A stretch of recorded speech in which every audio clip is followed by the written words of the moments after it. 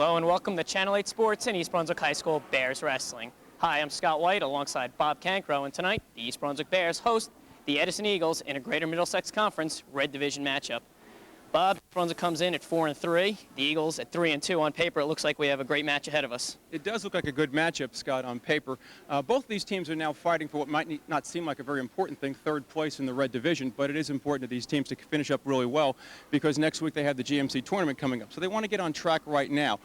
We have some good matchups along the way. A lot depends on how head coach Jerry Nisavacha maneuvers some of his wrestlers in the upper middleweights. He's done that in the last couple of matches against Old Bridge and South Plainfield, and that's one point to keep in mind, too. Old Bridge started out 3-0 this season, and they've lost the last two. And the Bears need to get back on track, too. They've lost two of their last three, including North Hunterdon last week, which was a big loss. They, too, want to get ready for the GMCs. We open up with a couple of good ones tonight at 103 pounds. You have Scott Munns for the Bears against Will Kearns from Edison. Should be a real good one. And at 112, right after that, we come up with Phil Yoda for the Bears and Anthony Rendina for the Eagles. So we should have some good matchups along the way, and it really should be, as you said on paper, a really good matchup. And one other thing we should keep our eye open for tonight, you had told me that someone's returning tonight that had been injured. This is going to be a big return for East Brunswick. Let's talk about that for a moment. Right, 189-pounder Larry Benson is coming back. He has been knocked out for a couple of weeks, had a concussion in the Union match, I think it was. He's also had some shoulder injuries, but he's coming back tonight, and there, too, is a big improvement for the Bears in the upper weights. It should go a long way towards helping them.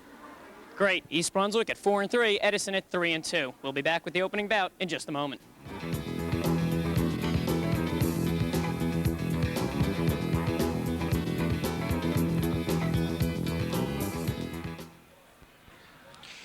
There they are. The captains are on the mat. The referee getting ready to flip the coin. We have East Brunswick in green and Edison in red. Welcome back. Scott White alongside Bob Cancro. We're about ready for an exciting one. A Red Division matchup, Bob. It looks like it's going to be a close one. There's definitely going to be some back and forth tussling here along the way, Scott. I have no question.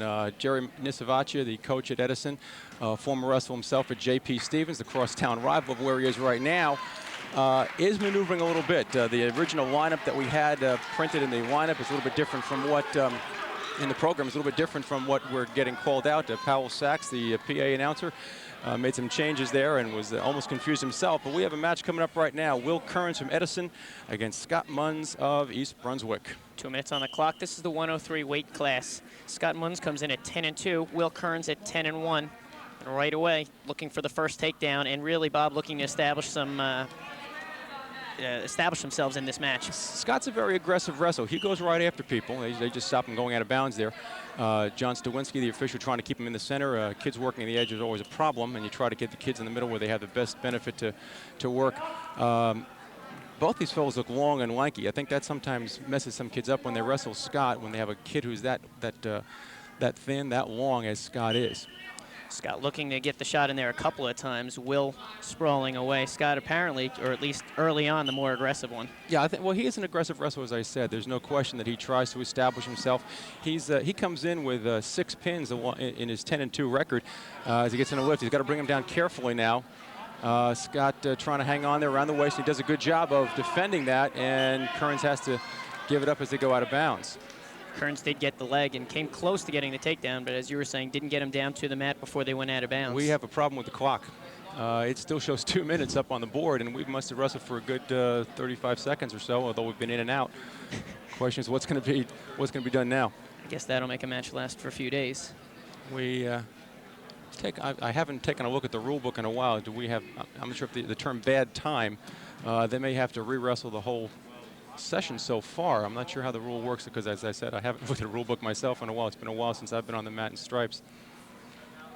Wouldn't be a problem, as neither wrestler has established himself. Neither wrestler really getting a takedown or any points. The only concern, of course, is you go out there, you're nervous, you're excited, you've blown off a lot of energy already, and as we see in the view there, kids off to the side, Coach Pazinko, Glenn Pazinko down at the table. That's John Emery, who was our activities director here at the high school. They've shut off 1 o'clock trying to get it reset. They're trying to figure that out. Kearns over there on the side with his coach, Jerry Nisavacha, and Scott walking around trying to stay loose as they figure out what the problems are. 2 Well, as you were mentioning, both wrestlers come out really psyched up with a lot of Yeah. energy, a lot of enthusiasm, and this could really burst the bubble. Yeah, there's no question. You get yourself pumped up for that 6 minutes of wrestling. You're right there. You're ready to go.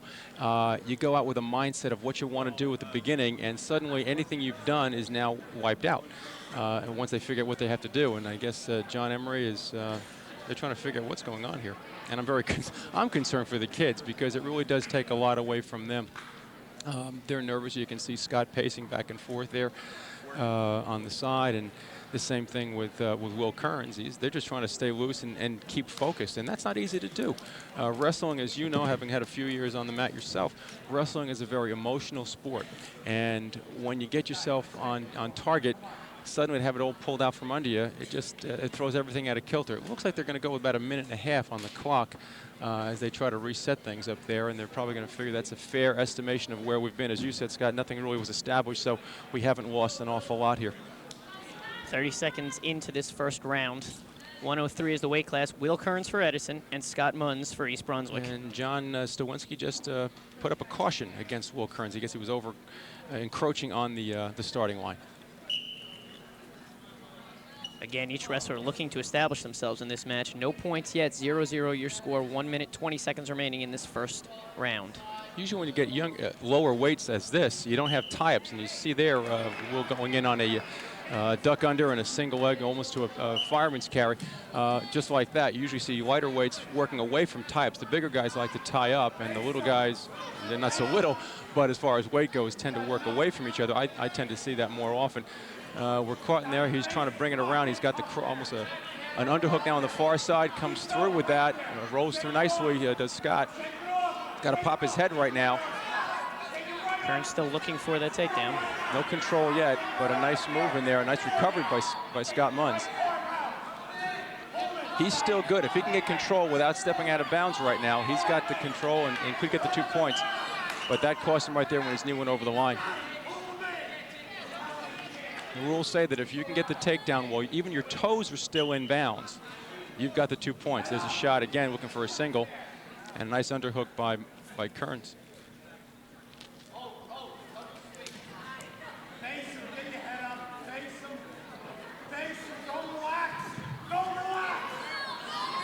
He's going to give it the 2 there, it looks like. There's the 2 for the takedown by Kearns. He tried to roll through it and didn't get it. Scott Munns comes in with 7 wins in a row right now for the Bears, and Will Kearns, with a record of 10-1, is his equal. 6 seconds left in the period. A lot of flexibility shown by Scott Munns there. And that'll end the first period. 2-0 your score. Edison actually make that 5-0 as 3 back points were awarded to Edison's Will Kearns, so it's 5-0 at the end of the first round. Yeah, Scott got caught in there. He was getting dumped over, and a lot of times kids will try to roll through that. And when you have as much flexibility as Scott does, you can do that. Unfortunately, he did get caught. Will Kearns, only a sophomore, but certainly with a 10-1 record, the worthy opponent was able to stop that and caught him for the 5-point move. Kearns now in the down position starting the second period. Waiting for the referee signal. He's set. Now Scott Munns on top. I've got a caution against the green.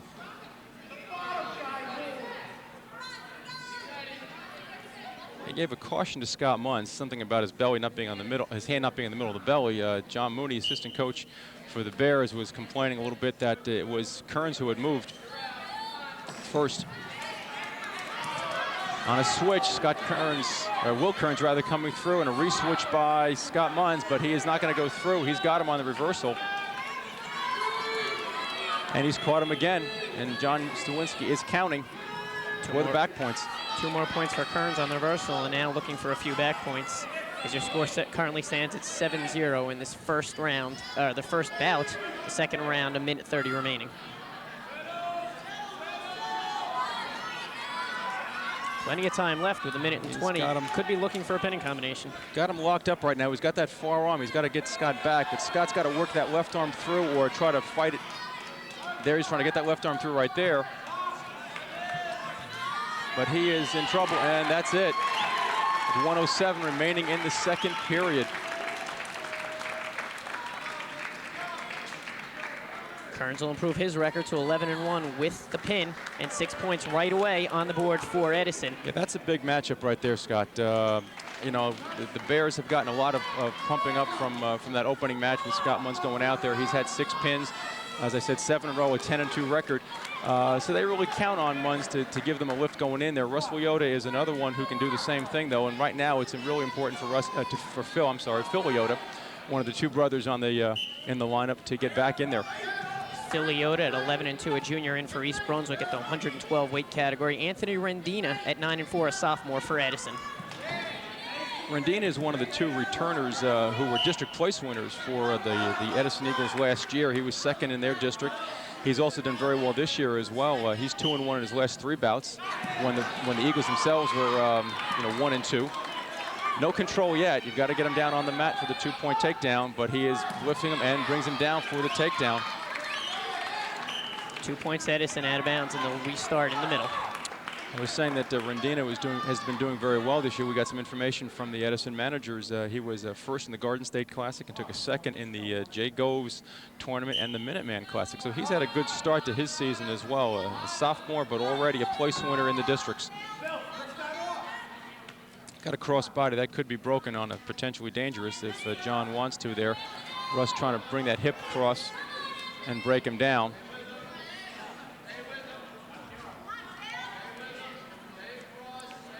Early on, Anthony Rendina really establishing himself and establishing the tone for this match.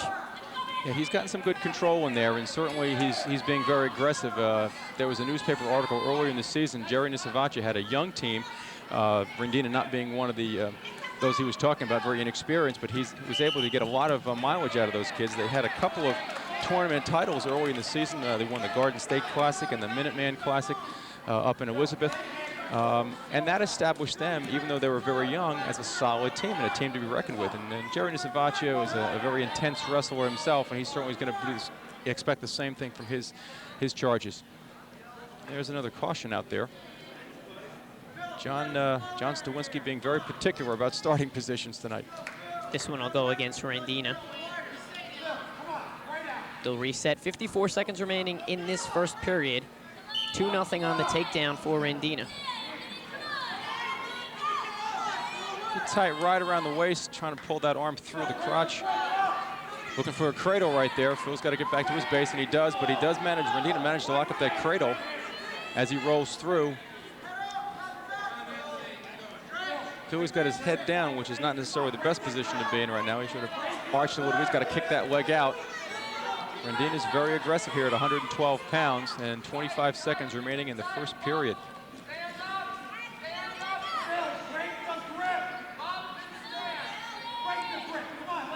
Leota still looking for his first points. 14 seconds remaining. Nothing there, and they roll out of bounds. Get him out of bounds. Now, a wrestler right there has to keep an eye on where he is on the mat. If he was going to pull Phil back the way he did, he has to be aware of how close he is to the circle, and just as he wasn't really doing that, or he may have had some idea, maybe he thought he could stop sooner, but he rolled right out of bounds, even though he had a good cradle in there. Which worked out well for Leota, as now they're able to restart in the middle and add the cradle. That'll end the first period. Just 2 points on the takedown for Rendina. 2-0 your score. We go to the second period. East Brunswick and Edison. Edison with the early pin at the 103 weight category. Will Kearns to establish Edison Eagles at a 6-0 match score. You know, we mentioned earlier in the opening that the Bears had lost up at North Hunterdon, and it was a pretty heavy loss. They only won 4 bouts on the night. But prior to that, Phil Leota had come in and won 9 straight matches, so he is one of the solid wrestlers for the Bears, and certainly one that Coach Glenn Pazinko was expecting things from. You know, the experience of a junior with a lot of talent who's been in wrestling for a long time. They expect some things from him, and certainly in this match, it's very important for Phil to get back on the winning track and get the Bears in contention again, because you say in contention, we've got 13 more matches to go. But at the same time, you know, you say you set the tone, you set it, you know, establish how you want to do things. Right now, the Eagles have set the tone. They have set the pace and under control. Phil trying to get in a switch there. He's got that inside leg, and he may be trying to pull it across and dump in with his inside hip. That's what he's trying to get there, although Rendina is balancing himself very well. Phil's looking for a Navy in there. I think if he can get it. and lift that leg up, and he could come up with a reversal. He's got the leg hooked on the back. He's got to back out now in order to get control, and it doesn't look like it's going to be too easy to do.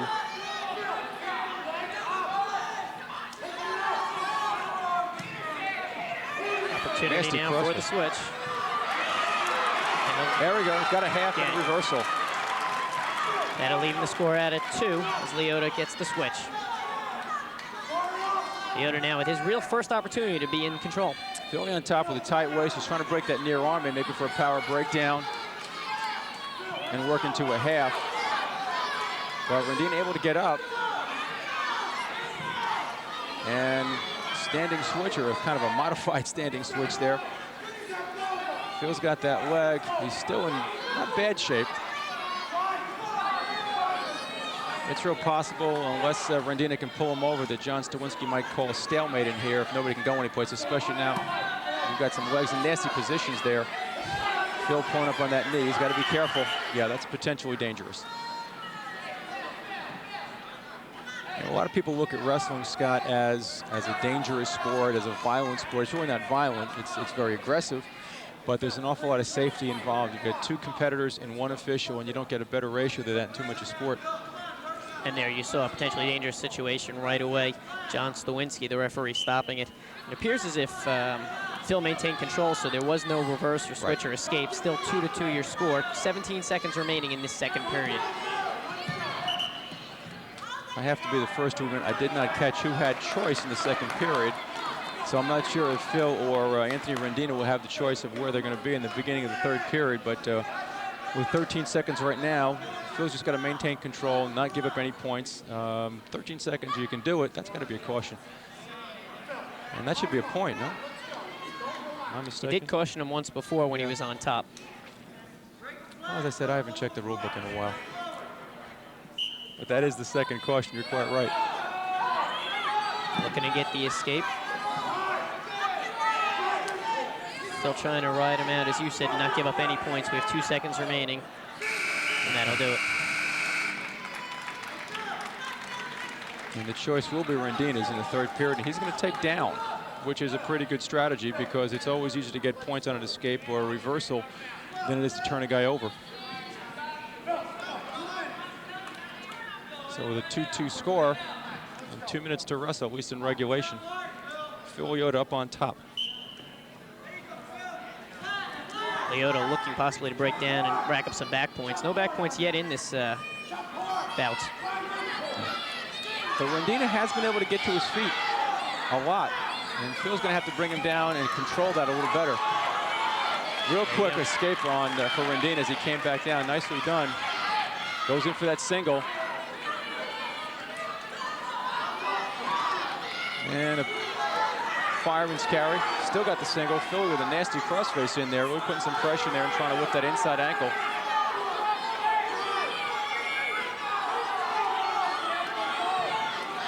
Still neutral, no one in control. They'll bring it right back to the middle. But as you said, that was a good move for Rendina by starting on the bottom. He was able to get the 1 point, and now he actually has the upper hand. 3-2 your score, 1 minute, 16 seconds remaining. It's still anybody's match. And Phil Leota's looking for some injury time there. I'm not sure what might be the problem, but he asked for time.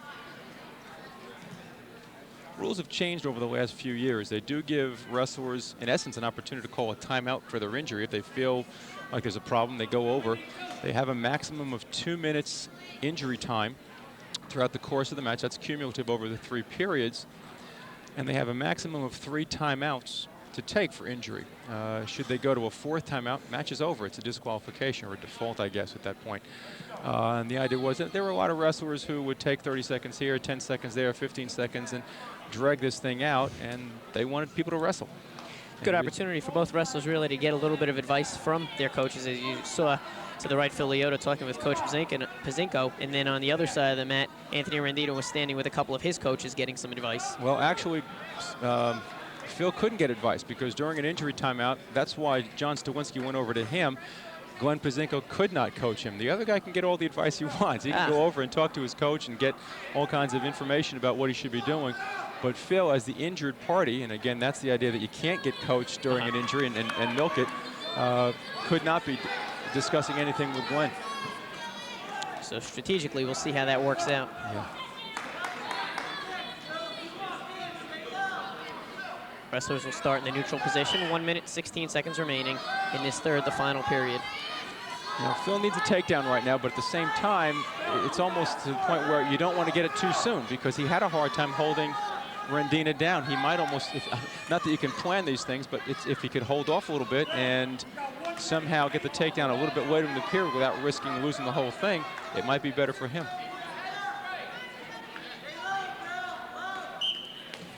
Important match really for both wrestlers, but particularly for East Brunswick because they're in a 6-0 hole early. They don't want to give up any more team points and really dig themselves in too deep early in this match. Absolutely, because as I said we all said in the opening, there's some good matchups, but good matchups means you can go either way, and you want to establish some momentum early on. In all honesty, the Bears have not had their strength in the upper weights, and so they really want to make sure they have some points on the board before they get in there. But then at the same time, Edison has not had the greatest success in the upper weights either. So you've really got some interesting combinations coming up in the next during the course of this night. 30 seconds remain. Once again, your score 3-2 East Brunswick. Well, if Phil was holding off because he wasn't able to keep the kid down on the mat, I think it's time to make the move right at this point.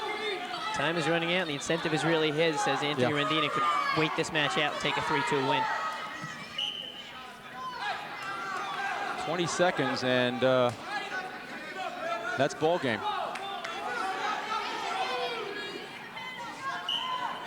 I guess the one thing Anthony does have to be careful of is that he doesn't get a caution or give up a point in terms of backing off or staying in a stalemate position. Exactly. If you're backing up like that, and depending on how aggressive the official is, you can get banged for a couple of stalls, and suddenly you've got a tie ball game again. Down to 5 seconds. You got it in a single. Looks like that's how that one will go down. 3-2 your score. Anthony Rendina getting the decision over Phil Leota. And now East Brunswick is behind Edison 9-0. That's not what they were hoping for. There's no question about that. Coming up in the next weight class, 119 pounds, East Brunswick's Chris Yanazzo, a freshman, 4-3 at varsity against one of the better wrestlers for the Eagles, Griff Banos. Banos with a 9-4 record. You mentioned Chris Yanazzo, a freshman. Not many freshmen get to wrestle at this level. A good opportunity for him to develop some experience. Yeah, he's a good wrestler. He's been through the rec program. He wrestled down at Churchill in the 8th grade level. In fact, his dad, Jeff, is the 8th grade coach at Churchill. Jeff, interestingly, is a teacher in the Edison school system, working here, lives in town, obviously, as Chris is a student here actually at Churchill, since we have a 3-year high school. And that's a tough one, too, for the kids, because the freshmen who do wrestle or compete in any sport have to take the bus up from Churchill to the high school to practice, and it's a little bit of a strain on them. But Chris is handling it pretty well. He's certainly not afraid to take on anybody they put out on the mat.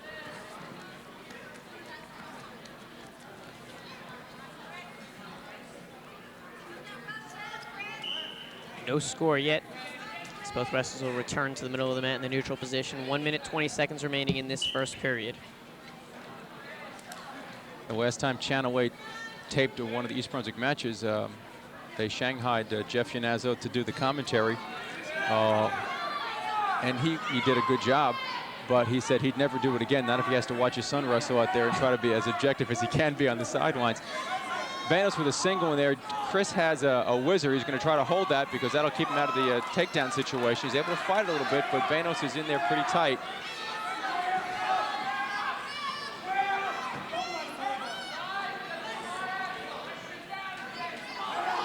Good balance by Chris.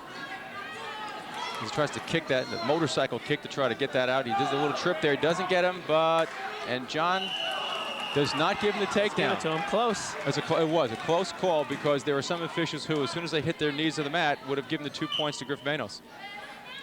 And the reason for that would be that he didn't have complete control? It was probably a bounce up and down. They did come back up pretty quickly, and those of you who tape this and want to watch it again in slow motion will see it was a pretty quick up and down as they went to the mat. You know, you talk about control on the mat. That's the key term that you always hear. But in that situation, I guess when Chris bounced right back up again, John didn't really feel that Griff had established control on the mat. And with 11 seconds, we'll see how they're doing. They're working the edge of the mat. All these matches have been around the edge a little bit. It appears as if we have 2 seconds remaining. We'll see if anybody gets a point in, but most likely not. We'll end this first period out with no score.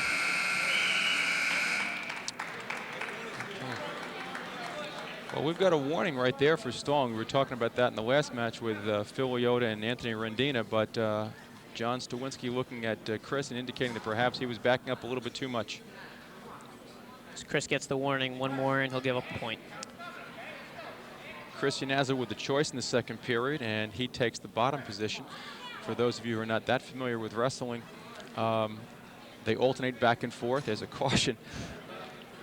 A lot of false starts. They alternate choice back and forth every other bout to one team or the other, and the wrestler has a choice in the second period of either being on the top, on the bottom, standing, or he could defer to his opponent. And if he defers, of course, then he'll have the choice in the third period. So Banos will have the choice in the third period. Right. He's got a cradle in there. Near side cradle. He brings Chris over, and he's got him locked in there. Opportunity for back points? Absolutely. Chris has got to keep that right shoulder up and try to work it through. Pop it up a little bit. And switches right off. Oh. It's able to escape it. Good for the half. 3 points on the back points. And they're right back into the same position they started. Looking for the escape. Yanazzo tries to get to his feet. Banos will shoot in and break him down to the mat. Tried for that waist move to break him down, didn't get that. You know, for a freshman getting turned over in a varsity match like that and getting caught as he did, that can shake up a lot of kids. Chris is very mature in that sense. He's a very steady kid. His younger brother Nick also wrestles. I'm sure Mom will be happy that I mentioned younger brother Nick. But Chris is a very steady kid. He doesn't get shaken up. He's able to bounce back. He's not a quitter. And so even though he got caught in there, he's able to come back and recover. And now we're back. That's just another caution. Scott, I definitely have to check the rule book because it used to be that 2 cautions and you had a point. Certainly giving out enough of them tonight. Absolutely. There's been at least one in every match. Yanazzo looking for the escape. 50 seconds remaining in this second period. 3-0 your score. East Brunswick's Griff Banos with 3 back points in the second period, and that's been the whole score. I was just about to say he really didn't have an awful lot of control there. He just overhooked around the head, and Chris able to come out on the escape. Where, based on the first period experience, Chris is holding his own. Chris now with the opportunity to take the aggressive. He's got to spin behind here, but Banos has that his left arm, Chris's right arm, preventing him from doing the spin. Chris trying to get that far ankle. Come around. It's 15 seconds in the period.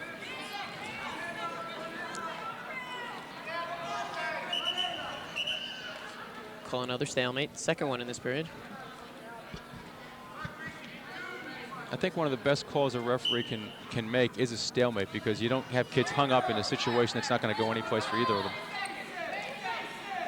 Aggressive by Banos on the shoot, but Chris able to counter that and keep the whizzer in there. Now in the third period, it will be Griff Banos' choice. He's going to select the down position, as you mentioned earlier. Easier to get out than to ride for the full 2-minute period. He has the 3-1 advantage. As he gets set, let's see if we can get away with this one without a caution.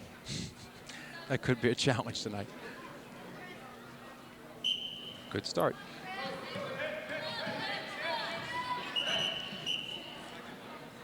Quick stand-up. We've seen that a few times from the Edison wrestlers. They're coming up on top quickly off the bottom, and they seem to be working cradles a lot. And thinking back to who would have coached Jerry Nisavachi at J.P. Stevens, that would have been Steve Povolak, and there's no question that J.P. Stevens always shot cradles. Again, looking for the quick up and out. Yanazzo with a tough task ahead of him, 1 minute and 50 seconds to either, I guess, try to keep him down or give him the up and then try to get the takedown. Yeah, that's a possibility because that'll at least put you in an even position. And on his feet, Chris has been, as I've said before, holding his own. So it's a possibility somewhere down the line if he can't turn him over here, he can't get some back points, the possibility would exist of giving him the point for the escape, making it 4-1 and going back for a takedown and trying it again, just recycling the process. Looks like maybe a bloody lip for Chris Iannazo. Yeah, we have blood time, which is part of the process. Again, the rules have changed over the course of time. Blood was never counted as for time, and theoretically, a kid could literally bleed forever. And should the supply last that long? Should the supply last that long? I know when I was wrestling, of course, we're going back to the dark ages. When I was wrestling in high school, and the concerns over disease were not as severe. My coach simply kept a supply of cotton balls in the corner. I'd have a bloody nose. The cotton ball would get stuck up there and get back on the mat. And let's wrestle. Quick recovery there. There is a limit on blood time. We talked about injury time earlier. There's a 5-minute maximum for blood for each wrestler should they have a problem such as that. Which is above and beyond their 2 minutes of injury time. Right. Every one of those things is kept separately. Injury time, recovery time, that would be from an illegal hold, and blood time are all kept separately. So you could end up having about 6 stopwatches down on the table to keep track of all these things if you had to. And to think they couldn't even get the regular clock working correctly earlier. It's a little scary. It's a little scary. 1 minute 33 seconds remaining in this, the third period. 3-1 your score. Edison with the lead. Griff Banos and Chris Iannazo at 119. Again, a quick stand-up. Chris able to bring him down. He's trying to get a half in there. At this point, you know, you try to do some things that you might not have done otherwise. Shooting a half from your knees is not necessarily recommended. Certainly, I never recommended it to you, and the kids you wrestled with were at the junior high school level. But when you're doing it varsity, you've got a little more sense about you, and you can get away with certain things, and you know how to counter them better. On that one, with Chris putting the half in, Banos winging that, hooking the elbow, winging it down, and trying to roll through. Unfortunately for Chris, they were going out of bounds when it happened. That's a caution again. That should probably be his third one. This.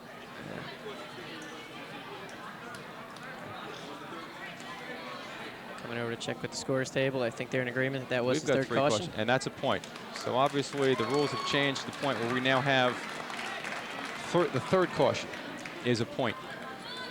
So now 3-2 your score, Bob. Does that change the strategy at all? It very well could. In fact, Chris right now, if you look, he was making a diamond shape with his hands. He's going to give the 1 point to Banos. He's going to let him up just as you suggested before. He's going to give him the 1. Now we have a 4-2 matchup. A takedown puts you in an even bout again. And Chris may be interested in taking a shot, and coaches gave him that indication of risking an overtime where the first takedown wins. Still neutral, neither wrestler getting the takedown. Under 1 minute remaining in this third period.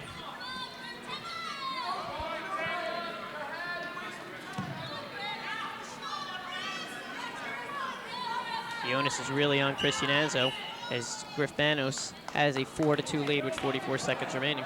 But it's a cat and mouse game too, because obviously if Banos does not have to shoot, he can back up a little bit as long as the referee does not view him as stalling. And he is backing up, there's no question. Chris has shot once there, Banos is backed up, and it's a matter of opinion as on John Stawinski's part as to whether or not he's going to hit him for a stall there. Going back to the center, John probably is saying something, let's work in the middle, let's stay aggressive, let's stay on top of things, don't back up. That's preventive officiating.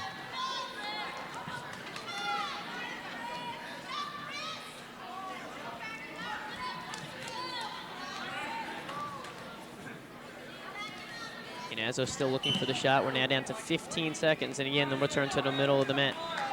And from my standpoint, John certainly could take a good look at Banos and consider that stall, because he hasn't shot and he has been backing up. And there's probably the caution. Sorry, step on you, Scott. That'll do it. 4-2 your score, and Edison out with 3 wins in a row now, and that'll improve their match score 12-0 as Griff Banos gets the win over Chris Iannazo. 12-0 is, I'm sure, not where Glenn Kazinko expected the Bears to be right now. I'm sure he knew there were some tough ones in there, but I'm quite sure that he probably felt he could have picked up Munns or Leota somewhere in there as a win. Chris is a young kid learning. He's done some good things out there, and he's wrestled tough. But, you know, it probably wasn't necessarily expected to be a win, but I think he probably thought he could get a couple up in the first 2 at least 1 or 2 in the first 2 matches. If nothing else in terms of Chris, he held his own. He didn't give up the pin. He didn't give up the major decision. Gave up the 3 team points, but as you were saying, for a freshman, it was a respectable bout. Absolutely, he's a good kid and a good wrestler. Now at 125 for East Brunswick, Gale Marshall, 2-7 at the varsity level against Mike Tofty for Edison. Gale is a tough kid too. He's, the record doesn't show a lot with, as I said, 2-7, but he had an opportunity to wrestle his older brother Yannick, who wrestled for the Bears in the last couple of years. And Mike Toft is not necessarily one of the better competitors for the Eagles, although he's got the takedown right now. It's it's a chance here that Gale might be able to pick up something. Toft, not one of the, as I said, one of the more experienced wrestlers. He's 0-3 in the last 3 bouts for the Eagles as they went up against J.P. Stevens, South Plainfield, and Old Bridge. Toft with the first 2 points and the first caution. This is, I can't admit, I have never seen this many cautions in a match. But again, that goes back to what we were talking about during that break where the clock was out. The kids are pumped up. They're psyched for getting out there. They want to get things going, and anything can throw them off. He's got that cradle, and there we go with the Edison cradles again. Looking for an opportunity for back points and possibly even setting up a pinning combination here.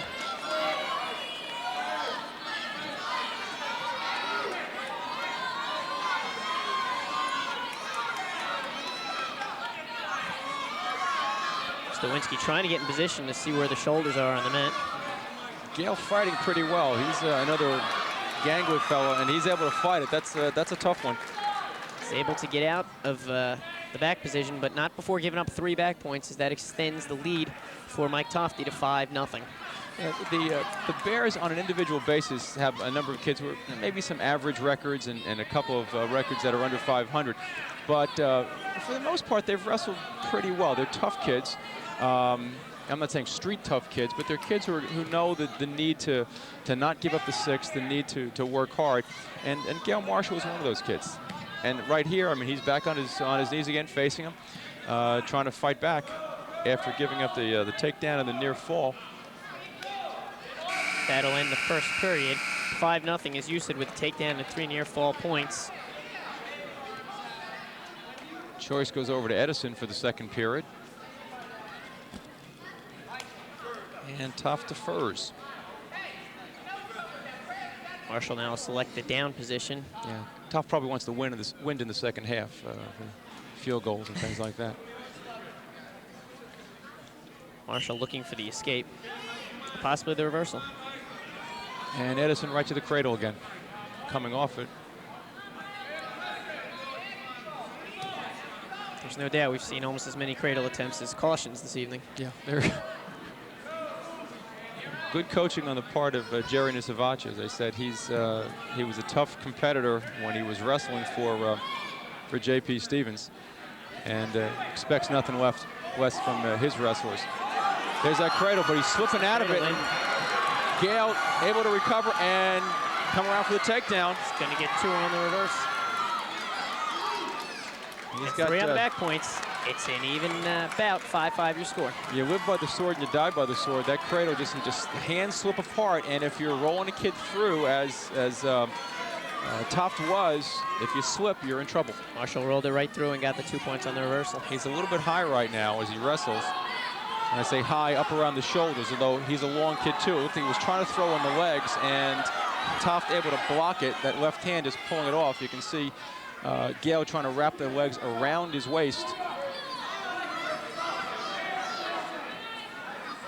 It's a technique, and using legs is not something that's used as much as it used to be, say, 10 or 15 years ago. A lot more kids using freestyle stuff, which roll upper body and a lot of throws. And of course, when you do that, you risk coming up too high and getting dumped off. Marshall fighting that off. 25 seconds remaining in this second period. 5-5 your score. Cross-face by Gale right now would kind of put Toft back on his heels a little bit and give him a better chance to control it. He's trying to put a half in there, but he's also slipping off the side, and there's the risk of riding up like that on with the legs. Gave up the 2 points on the reversal, and that'll end this second period. 7-5 your score. Mike Toft getting the last-minute reversal, which puts him up. Tough now with the opportunity to make the choice, and again, he selects the down position. In a close match, and we were mentioning this earlier, I think there's no question under the present rules, if you take bottom in that last period, you have that chance if you're down by a point or close, even if you're up by a couple of points, you get that reversal, get the escape. I would say that a good proportion, I don't have a statistical breakdown, but a good proportion of the kids probably do take down in that last period in a close bout. Certainly the better strategy. Bears down 12-0. And this is a big match right now. 7-5. Marshall's going to have to turn them. Before East Brunswick digs into a hole that they can't get out of in the later weights. Coming up in the next few bouts, you have some strong weights for the Bears with Rob McKinley and Tommy Corio coming in. Andy Tanchak doing a pretty decent job in there, and Eric Bellis too. So you're coming into a good stretch for the Bears after Gale gets off. But you also meet up on the other side, two big ones for the Eagles, and Bill Enoch with their senior captain, and Jared Hahn. So they're coming down the pike as well. So important for the Bears to get on the board as quickly as they can. 50 seconds remaining. This is the third period. 7-5 your score. Edison's Mike Toft. Taking him through on to Peterson, but still control for Gale as they go out of bounds. No change. Edison bench looking for possibly at least a neutral in there, thinking that Gale Marshall may have lost control as they went out of bounds, but no call.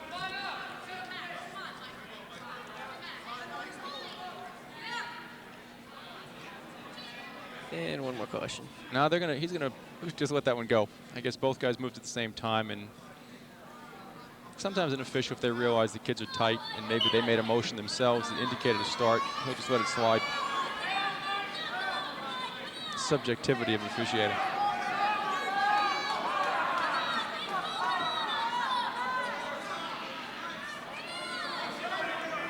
Marshall in need of the back points. Yeah, this, if you can keep the legs in there, he's in trouble. John Stawinski on a potentially dangerous. It's probably that Toft was grabbing for Gale's legs on the other side to pry them off from around his body. We couldn't see it from our angle. 16 seconds, 7-5 with Toft in control, trying to get the escape coming around, it looks like. And he does get the reversal. That'll give him 9-5, and that'll probably end up doing it. 2 seconds remaining. That's the match. East Brunswick digging the hole deeper. 9-5 your score. Mike Toft over Gale Marshall, and that'll improve their team points. 15-0. Edison with the 15. East Brunswick still looking for their first win of the evening. 15 points, it sounds like a lot, but in wrestling where you can pick up a quick 5 or 6 points, it's not impossible to overcome. You know, a lot of times you chip away and you win 3 points and 3 points and 3 points, and all of a sudden back-to-back 2 pins and you're behind. So anything can happen, and right now Rob McKinley coming out where anything can happen. He's a 6-2 wrestler at 130 pounds. Got 5 pins among those 6 wins. Bob, you discussed the 5 and 16 points. For those of our audience that are watching and don't know how the team points work, why don't we walk through that quickly? Sure. If you win by as many as up to a margin of up to 7 points, you get 3 team points. So, for example, a 7-0 win is a 3-point decision for you. If you win by 8 or more, up to 14 points, as Rob McKinley gets a takedown, that's a major decision. That's worth 14 points. A 15-point margin of victory, that's a technical fall, and the match is stopped at that point once you reach 15 points. And of course, for the fall, it's a 6-point decision, and that we saw in the early match at 103 pounds where Will Kearns pinned Scott Munns. So it's 5 and 6 points that East Brunswick is looking for now as they head into their middle weights. Once again, Bob McKinley and Nick Epinelli on the mat. 2-0 your score, East Brunswick, as McKinley got the early takedown. Get some interesting information about Epinelli that you picked up from the coaches, that he was from North Carolina. Epinelli heading in from out of state, a hot prospect and recruit over at Edison. Sounds like Jerry Nisevich is going out recruiting over there, maybe picking up some people. Of course, Glenn Pazinko, coach for East Brunswick, was a wrestler at the University of North Carolina, and a very good scholastic and collegiate wrestler. Rob looking for the pin. He's got a half in there, and if he can reload that and pull him over, this is a big one. And for those 6 points you were just talking about. Plenty of time remaining, 50 seconds in this first period.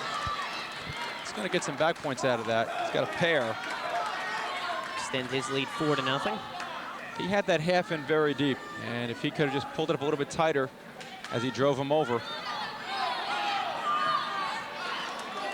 Looks like Nick Apinelli's not going to be intimidated, though.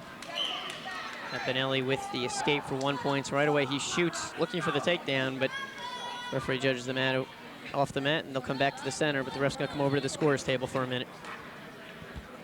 I'm not sure what the question was that Glenn is asking about, but certainly not happy with the end result. 30 seconds remaining in this first period.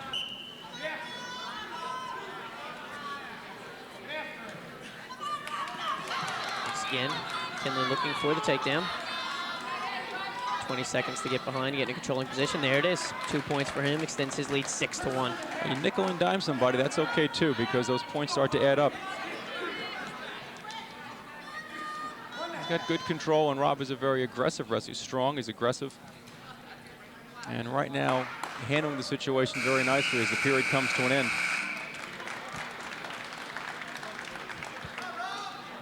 As you were mentioning a little bit before, we're heading into, with the exception of the next bout where we'll see a freshman, with that exception, we're heading into the more experienced wrestlers for East Brunswick, like a junior now, a few seniors coming up. Maybe a different frame of mind. They know the position they're in. They're down 15-0. Here's where the maturity starts to show. Here's where you get some of your experience, possibly. It's interesting. You mentioned the freshman with Tommy Corio at 135 pounds, but at the same time, this is a kid who has done very well. So just because Tommy's coming in as a freshman at 35 doesn't mean we don't have some good wrestling going on there. But yeah, Andy Tanchik, Eric Bellis, Josh Jabin, all very experienced wrestlers at 160. Russ Leota, these are kids who've been around for a couple of years. They've done the job.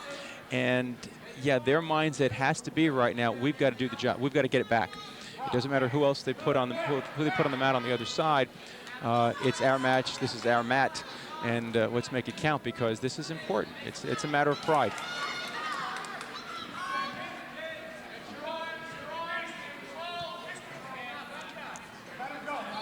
(6-1) still your score. Rob McKinley.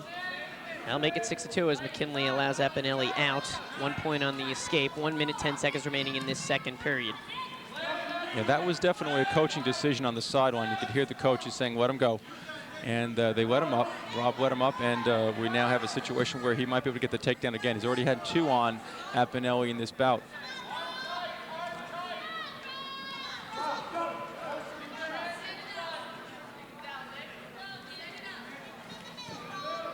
Gets in, goes for that fireman's. If he can pop the head, there we have it. Gets it. 2 more points. And here's that chipping away you were talking about. 2 at a time. He's up to 8-2. And it's a 6-point differential right now, so now you start to take a look at the score, depending on how it goes in the next period. Rob will be down. I shouldn't say that. Let me rephrase that. He'll have the choice in the third period, and based on our discussions, if he was listening, he'll take down in the third period. He's got that bar on the far side, and he turned them. 15 seconds. And he's got it. And he's got it. East Brunswick with their first points of the evening. 6 points go to Bob McKinley and the East Brunswick Bears as they get on the board. As you just said, it's a whole new match, 15-6. Fall at 3 minutes and 48 seconds, and for Rob McKinley, that's his 6th pin and 7 wins. So he's coming on really strong. Big win for the Bears. Big win.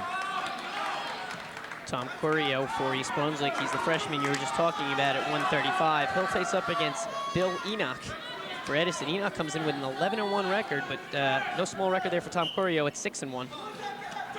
Tommy's 6-1 varsity. He's 9-2 overall, but among those 6 wins, he has 3 pins, and he's not he's certainly no stranger to wrestling. His brother Dan was a varsity wrestler here with the Bears, graduated last year. So the Corio family keeps coming along, and there's a younger brother out there too. No, I'm sorry, an older brother who's not wrestling. Somehow we missed him in there. Should have gotten Sean in there somehow.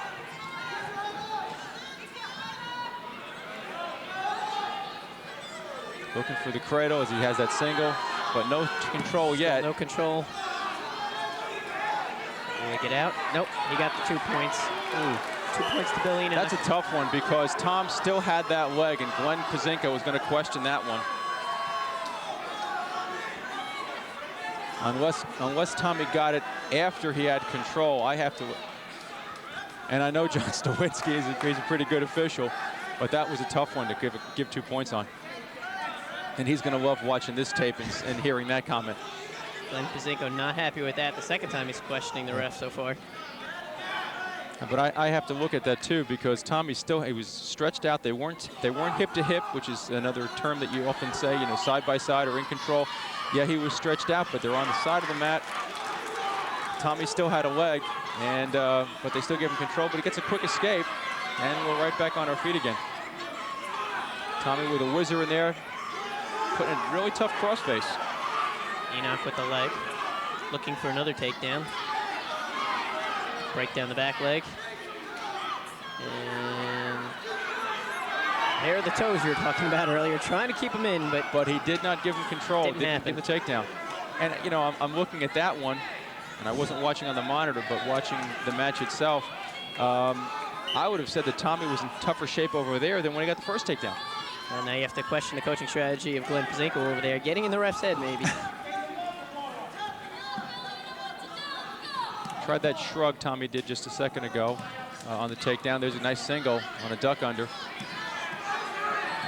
Tommy's got the whizzer in, and a whizzer, which is that one arm over the other kid's arm that's around your back, keeps you from getting control. So he fights that well with 30 seconds remaining in the first period.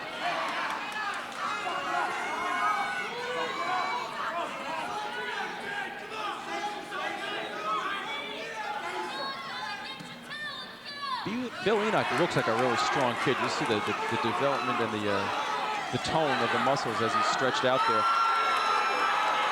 But it may not make a difference if Tommy can get some control here. He's got 4 seconds to somehow get around behind him, and he's going to do it.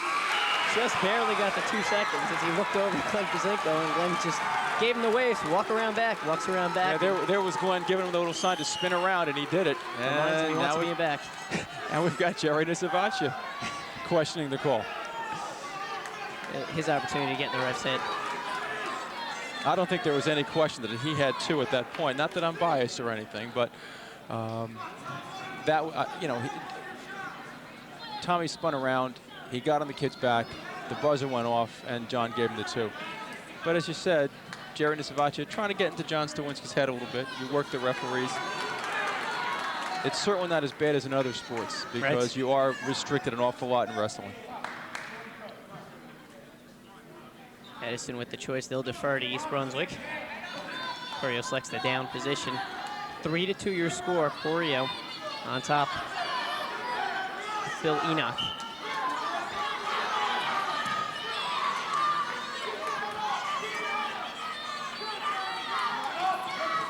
Coming up to his feet. Trying to get the escape. Got to get hand control. Tom does. There he is, trying to pull his hands down. Sit out, kind of a modified sit. He's got the single, trying to work it in, and Enoch trying to lift that leg through, lift that leg over.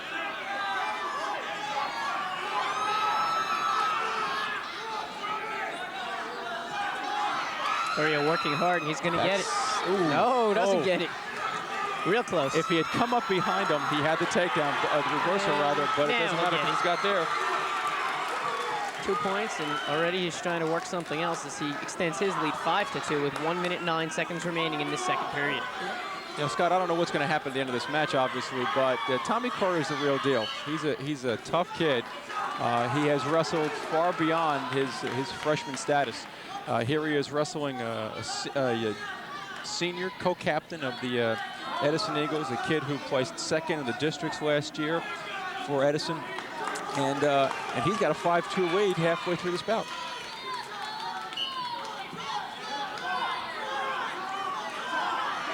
Let's see how conditioning and experience work their way out as we head into the second half of the bout. 52 seconds remaining in this second half of the second period. We're at the 135-pound weight class. Good follow through by Tommy, but a nice pickup of that leg by Bill Enoch. And he's going to get the 2 out of that on the reversal.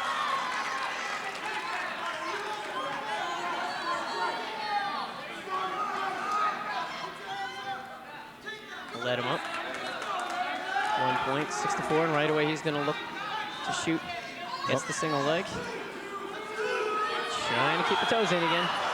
Tommy did not look like he was ready for that. He got the escape, and he was kind of, in all honesty, looking a little lackadaisical, walking away and backing away from Enoch. Enoch shot in there and really caught Tommy. I think he got lucky to get out of that.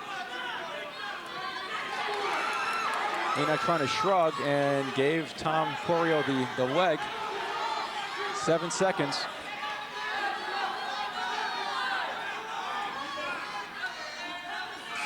Gets the cradle in, but runs out of time. Tom Corio with the 6-4 lead heading into the third period. Edison with the opportunity to decide.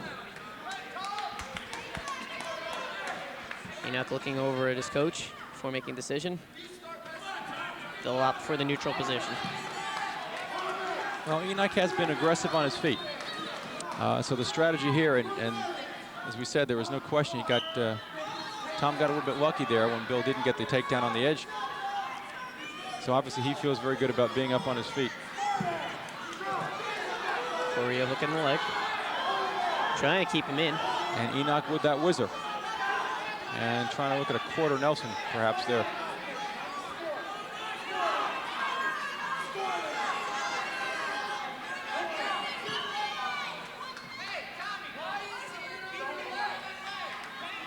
Back to the center of the mat, neutral position. 1 minute, 35 seconds remaining in this bout. You know, as much as you've got a battle on the mat, you've got a battle on the sidelines too. There's Jerry Nisavachi approaching the mat, calling out his strategies. Glenn Pizzico doing the same thing. Whenever there's a little break in the action, both of the coaches are out there and they're demonstrating and calling on their wrestlers to do this, that, and the other thing. And sometimes I think as a coach, you call out stuff and your kid's saying, "Coach, leave me alone. Let me just wrestle here."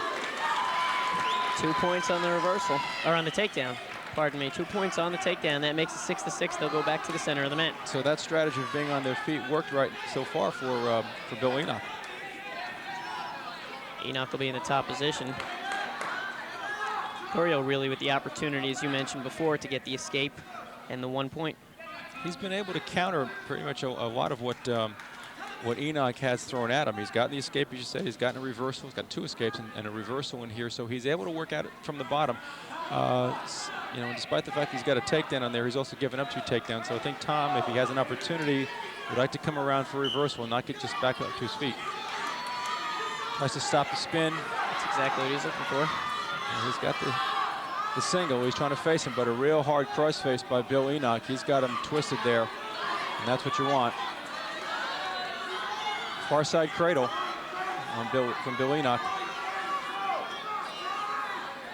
Tommy not letting him lock his hands, which is what he has to do. Throws a cross body in. Well, maybe not quite a cross body, but trying to work the legs. Stretching Tom out. He's got a double. Got his arms extended. Tom fighting very nicely, and he had to turn a little bit harder there. He's in a little bit of trouble, but he could end up. Looks like he's going to get it. With that, get behind him. He does get the 2 on the reversal. And now he gave him a reversal and an escape, if I saw that correctly from John. Going the other way. See if the scorers could keep up with this. 8-7 your score, 14 seconds remaining. The scores kept up. The person keeping the book for East Brunswick tonight is my daughter Jenna, so of course I know she kept up. She had no choice but to do a good job. Otherwise I speak to her after the match. For those who may have missed that, what happened in that series? What you had there was Tom Corey was coming around for what looked like the reversal. He was getting out of that the double leg that Enoch had in there, and he got the quick reversal. Which gave him 2 points. Which gave him 2 points, and then Enoch advantage. escaped immediately. So there really wasn't a lot of tight control by Tom, but it was enough that he came around for the 2. So that was a 2-1 situation, which took us up to this 8-7 decision or position right now, with Tom Corio leading and 14 seconds to go. Enoch with the injury timeout this time. Opportunity for Glenn Pizzico to give some coaching or final tips to Tom Corio. He's talking about position. He's talking about stance. And giving him the idea that you've got 14 seconds, and at this point you don't want to give up anything. You can't be backing up, although in a sense he does have some some flexibility. He hasn't been warned for stalling. Neither wrestler has. So not that you want to steal it that way, but if you had to back up a little bit and play defense, he can do that. He can take the caution. 14 seconds remaining. Right away the shot. He's got to get that. He's got a whizzer in, which will help him. Got to prevent from giving it up. 4 seconds remaining. Great, gives him the 2, and we're going to overtime. Oh, no. No. That'll be the win. Edison with the last second win. Bill Enoch gets the takedown, 2 points, 9-8 with about 3 seconds remaining. Very tough loss for East Brunswick.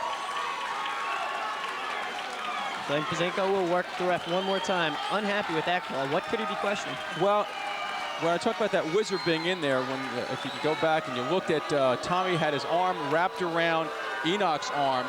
And that's what he's showing right there. He had the whizzer in.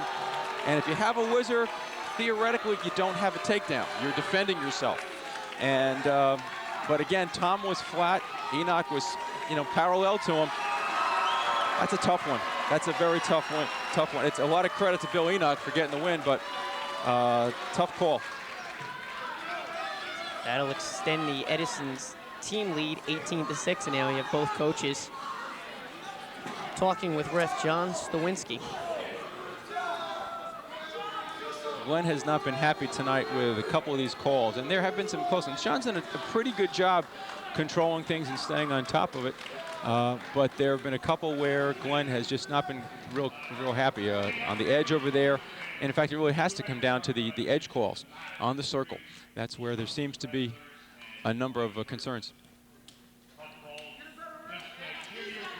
Right now, John Emery, who was a retired teacher and coach here at East Brunswick, kind of a legend around this place, getting on the horn, just telling the crowd, look, there are things that happen in any sport, and wrestling, tough calls go everybody's way, and we have to live with them. Because there was some booing from the stands, and East Brunswick it prides itself on good sportsmanship. And we try to get people, even the people who don't know an awful lot about wrestling, to be positive about what they see. But a 6-18 deficit right now for the Bears as we go into 140 pounds.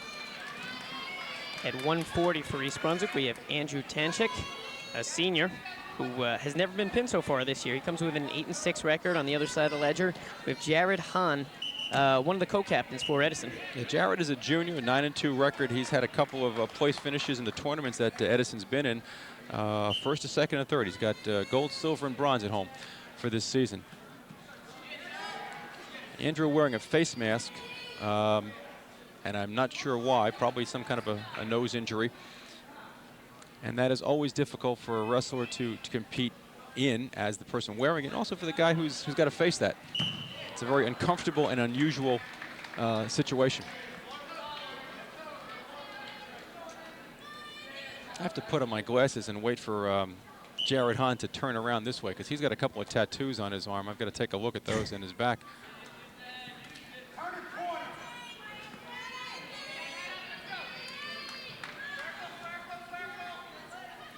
Right there, Jared Hahn has a whizzer in. That's what Glenn Pazinko was complaining about, that Tom Corio had in on Bill Enoch, and there should not have been a takedown call, at least according to Glenn. Well, we'll see how those 3 points play out as this match progresses. 18-6 your score. Edison on top of East Brunswick. Yeah, Andrew's going to have to come up with a good match. He's wrestled one of the better kids on the Edison lineup, but over the next couple of bouts, Edison does not necessarily throw out its best wrestlers. It's got a couple of good kids here and there, but nothing that would be considered outstanding. Not in the category of a Will Kearns or an Anthony Rendina, some of those earlier guys, or a Bill Enoch. And I have to tell you that finish by Tommy Corio against a senior captain was a real, I mean, it's a loss, but it's a real sparkler as far as the overall result and what's down the line for Tommy and the Bears. Again, another freshman. We look back to Chris Ianazzo earlier. Both freshmen really holding their own and sticking it out to the very end. Yeah, Chris with only a 4-2 loss to a kid who's got a 9-4 record. That's a pretty decent position to be in. It's not too often that freshmen do come up to the high school here in East Brunswick. We have a 3-year high school. The freshmen are still down at the junior high school, and I always felt that was an important thing to keep the integrity of the freshman program. But sometimes you get a kid who is deserving, and certainly these two guys. Unusual, but they've shown a lot of spunk, a lot of drive, and a lot of talent, and have certainly, as you said, held their own. How often is it here at East Brunswick that a freshman would probably come up? It's really not too often. I mean, I can remember a few kids along the way. You get a Walter Toto. This is going back, oh gosh, 15, maybe almost 20 years. A Walter Toto. I think one of the co-vals, I can't remember which one, came up here. Gene Wazark, just a few years back, came up as a freshman. Gene Wazark's younger brother, Robert, is wrestling on a rec program now. So again, the families, they keep coming back. The rec program in East Brunswick, I'm working with them right now. George Guido, the fellow who was running it. George, a former wrestler here in East Brunswick. He was one of my athletes, again, going back to the dark ages. 1 point awarded there at the beginning of the second period to Andrew Tanchik as Jared Hahn opted to allow him to stand. Tanchik starting in a down position. And we have 2 points on the takedown. Very forceful kid. I think those tattoos do a little bit more for you. They give a little more strength, a little more power. At least they make you feel like you have a little more power. Trying to throw a cross body in there with his right leg is Jared Hahn. Scott, talking about the rec program in East Brunswick, the program is a very active one now. I think any town that has a good high school wrestling program has to depend on the kids coming up from below. Wrestling is a sport that you really develop over the years. Edison for many years had a good rec program. Right now they're a little bit of downswing, but they have a good program. You look at the Matt Red program over in Old Bridge, certainly has been a tremendous feeder, first for both Cedar Ridge and Madison Central, and now for Old Bridge High School. So there's no question that they're a good feeder program is vital to any school that's going to do well. 1 point on the escape there for Tanchik. It'll tie it up at 2-2. Bob, how many wrestlers are in the recreational program? The rec program in East Brunswick runs 3 teams. You have a senior team, which are mostly 7th and 8th graders, and you have some really good kids right now. The seniors, some undefeated wrestlers, Keith Richings, Dennis Bruno, Adam Fleischauer, Adam's sister Lindsay. Is one of the managers and a student trainer here at East Brunswick. And Tim Walmsley, are 4 undefeated wrestlers for the senior team. The senior league tournament will be hosted by East Brunswick this year right here at the high school on March 2nd. And then there are also two younger clubs which take in kids anywhere from 1st grade up through 6th grade, an A and a B squad, the green and the white teams. And I'm involved with the green team along with another former wrestler, Mike Wessler, who I coached and who wrestled and was a very good wrestler here at East Brunswick. Wrestled along with George Guido. A team has a couple of really good kids, John Clay, Brian Ackman, who've been in the program for 3 years, along with the Corey Richings, that's Keith's younger brother. Really good wrestlers. And Corey, if I'm not mistaken, is only in 3rd grade, and he's just a top-notch young wrestler. And also some new kids, Kevon Green, wrestling for the white team. He's undefeated in his 1st year. In fact, he came out, wrestled 1 practice, and went out and won a tournament. So he's a good young athlete. He also plays football for the Golden Bears in town, so he's a good kid. And Kyle Fury and Padrak Bean are other kids they're wrestling for. We have a total about 75 kids on the 3 teams, and they have a lot of fun, and they're the beginning of the program. It's where the kids start to learn some of these things. And we have a good relationship with Glenn and John and Joe Satari over on the high school level.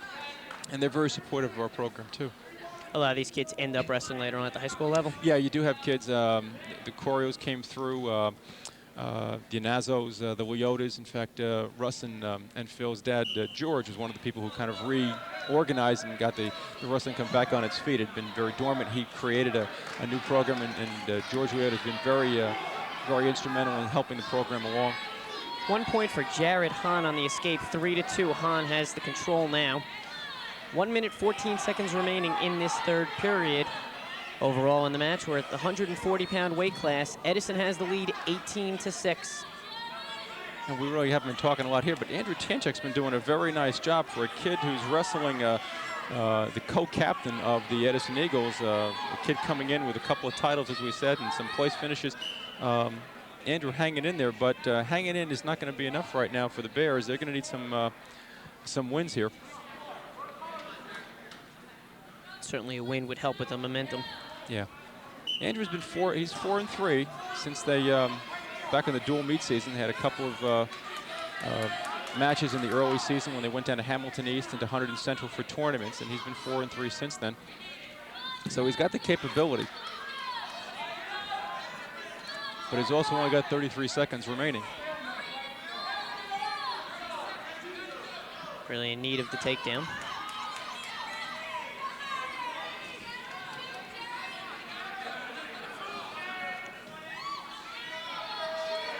Hahn really on the defensive.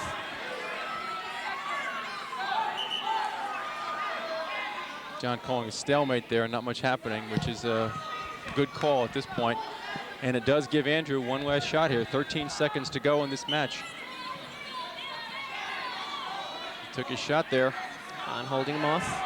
7 seconds remaining. No bear hug, trying to turn him with that or break him down with that. 3 seconds, it's gonna have to be a quick takedown. Real quick.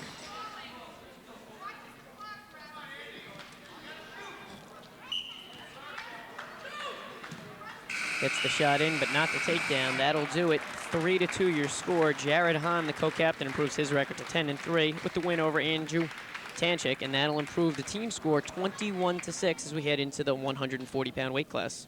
Yeah, this is 145. Yeah, this is going to be a tough one. This is a good matchup as far as the Bears are concerned. Eric Bellis, co-captain, a young man who is now 11-2, had a really tough one over at Piscataway. One loss over there never should have happened. Fellow was not really wrestling aggressively, and Eric is one of the better wrestlers for the Bears, perhaps the real leader on this team. He's a young man who's probably headed to Penn State in the fall. Wrestling Rami Evanesh.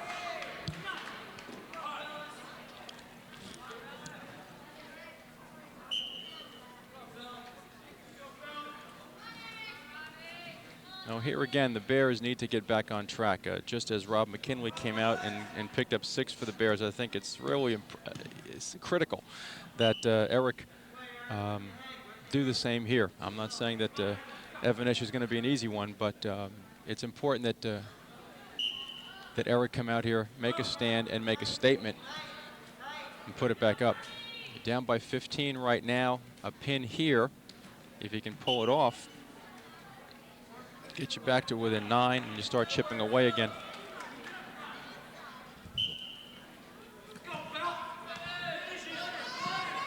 With a 15-point differential as we head to the middleweight class, is it still anybody's match? It really is, because as we said, the Eagles are not necessarily that strong up top, and the Bears have had some difficulties up top.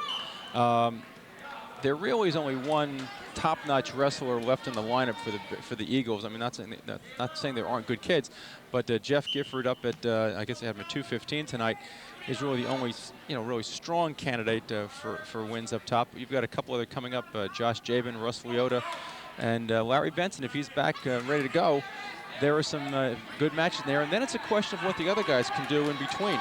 If they can, to quote a former colleague of mine, if you don't get wrecked out there and maybe pick up a couple of wins along the way, you sneak a few in, and we're right back in the ballgame here. You've got a whole different match, right? Still no score, 52 seconds remaining in this first period. Eric Bellis against Rami Evanesh. And we'll have another caution. If only we were keeping score on the cautions. Yeah, I think we'd have a match. Might have been over by now. we would have won this thing.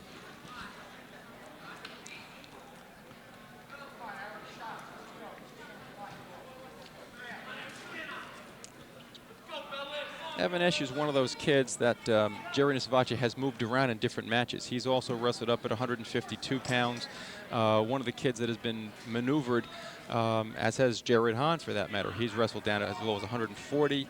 One of the other fellows coming up, Will Chapman, has wrestled at different weight classes. So Jerry Nisavace, in trying to find a winning combination along the way, has moved his wrestlers around, and it hasn't always been successful, but certainly he's doing it tonight in a couple of situations here, and well, you can't argue with success so far. Part of his coaching strategy. Yeah, Eric has that crazy leg in. He's got what you might call the wrong leg in, the right leg between the legs, and hooked it, but could not get the control and could not turn him over. So we go to the second period with no score. Edison with the opportunity to make the choice. And Evanesh deciding to start in the neutral position. Interesting strategy, as neither wrestler has had an opportunity for a takedown. He must, you know, not that we know these kids that well from Edison, he must feel very comfortable, though, on his feet. He must feel that he can either stay neutral and not get taken down, or he might feel that there's something coming up. But right there, he just at that last minute threw that cross space in. A lot of wrestlers do that. They're going out of bounds. They hear that whistle. Let's give one last shot to make a point. And it may not be that he feels he can take Eric Bellis down. He may just feel he's not going to get taken down.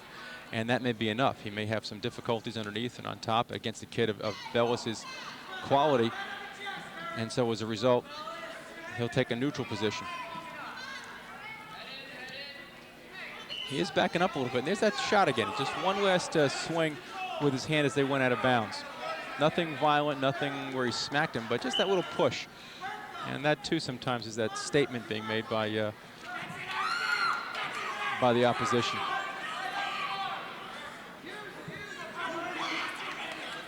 Each wrestler looking to obtain the first points in this bout.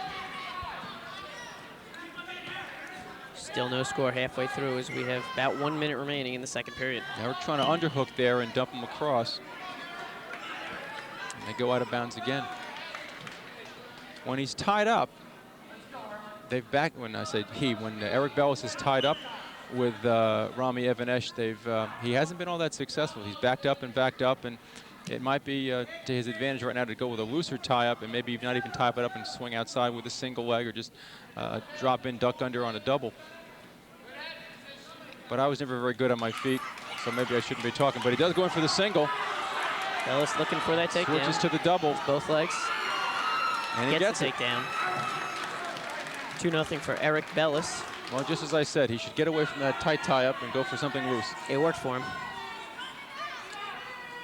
Once again, losing his headgear.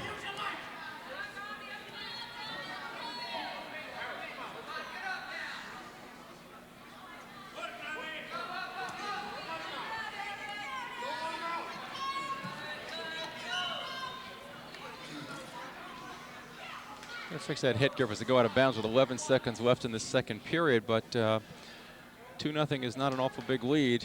And when you're down by 15 points, I don't think you can really settle for just a 3-point decision right now. Again, it's not always, it's a lot easier for us sitting over here to say he's got to do more.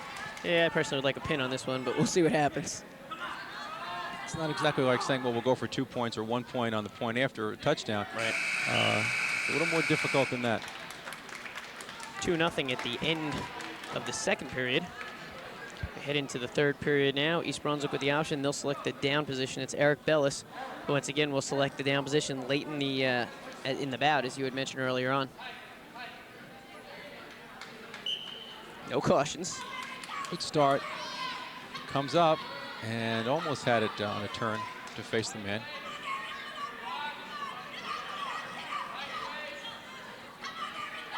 I'm sorry, go ahead. I was going to say Eric comes in with 9 pins as he gets an escape there. 9 pins out of his 11 wins, and he's looking for another one right now. He was a little aggressive there. He's got that bar straight across the back. It's a little more important to get that 2 points. Get your control, and you should have it there. There it is, 2 points and a 5-0 lead, 1:22 remaining. Plenty of time. He's got that hammer.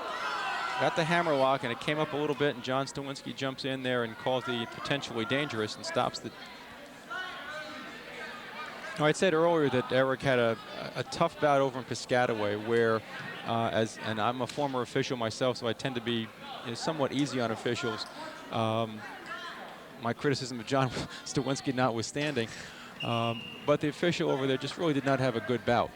And I think it cost Eric, but to his credit, he came right back against North Hunterdon and pinned a pretty good wrestler in only 1 minute and 8 seconds. So he knew he made mistakes, and he knew he had an opportunity to win that match, even though the referee might have intervened. You can't always blame an official. You got to do it yourself.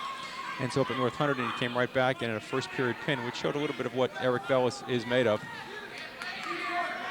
Certainly from a team perspective, a pin would be very helpful at this point in time with a 15-point lead for Edison, 21-6 your score. 55 seconds remaining in the third period. We're at the 145-pound weight category. Now, Evanesh is not doing an awful lot right now on the bottom. He's hanging on to Eric's arm, as you can see there. And that's not really doing very much. It's not giving Eric an opportunity to do very much, and it certainly doesn't show that he's trying to get out. And that's a consideration for a stall right there. Stalling, one of the most controversial calls in wrestling, because some officials are very quick to call it, and others will wait and wait and wait. And I know as an official, when I was an official myself, it was probably the toughest call you have to make. It's a very subjective thing. I mean, you could probably even call a stalemate at this point because nobody's going anyplace, although Eric is looking to try to put a half in there. He's got an arm under there. It's going to be a caution against East Brunswick. He's warned Eric Bellis for stalling, and I'll grant you that Eric was not as aggressive as he could be to get the pin there, but Evan Esch was not doing much of anything there. He was hanging on to Eric's arm. 4 seconds remaining. And that'll bring this bout to an end. A win for East Brunswick, only their second one on the evening, but 3 important team points nonetheless. That'll close the gap, 21-9 your score.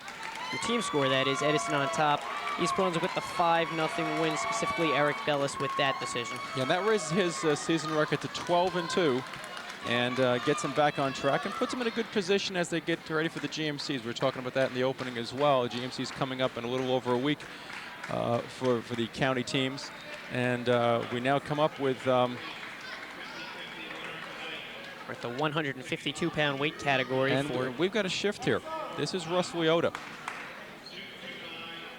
East Brunswick, Russ Leota, and the other side of the ledger for Edison, we have Will Chapman.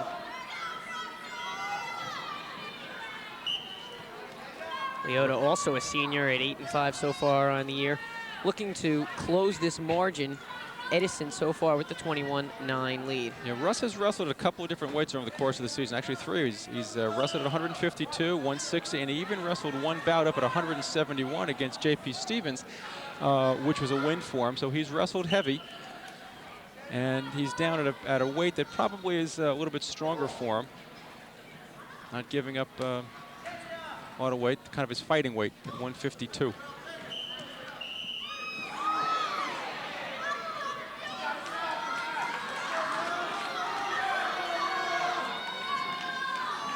Well, I was looking down, Scott, and I didn't see what just happened. What happened was this, Will Chapman picked up Russ Leota, and after the ref called him out of bounds, he continued to almost carry him and try to complete the flip and throw him on his back. I guess he's discussing that with him now. That is a foolish move on the part of, it cost him a team point, it cost him a point as a violation, but it was a foolish move because had Leota been hurt on something like that, that's the bout right there. Or if it was considered flagrant and unsportsmanlike, it could be a disqualification. It certainly was not early enough late enough in the match where you've had some kind of back and forth and you've built up so much animosity. But not a smart move on the part of Will Chapman. What about from a psychological standpoint? Was Chapman trying to establish himself? Well, we look back a couple of bouts where when Tommy Corrier was out there and Bill Enoch was giving that little extra shove, as they went out of bounds. Sometimes that's the case where they're trying, right there. One more time. Right there. And at some point an official jumps in there and say, it's unnecessary. And it starts to, you talked about getting into an official's head. That gets into his head. You've got a kid who's being a little bit too aggressive, and you say, I've got to take control of this match. I'm not going to let you do that again. And if you do it again, sir, it's going to cost you a point.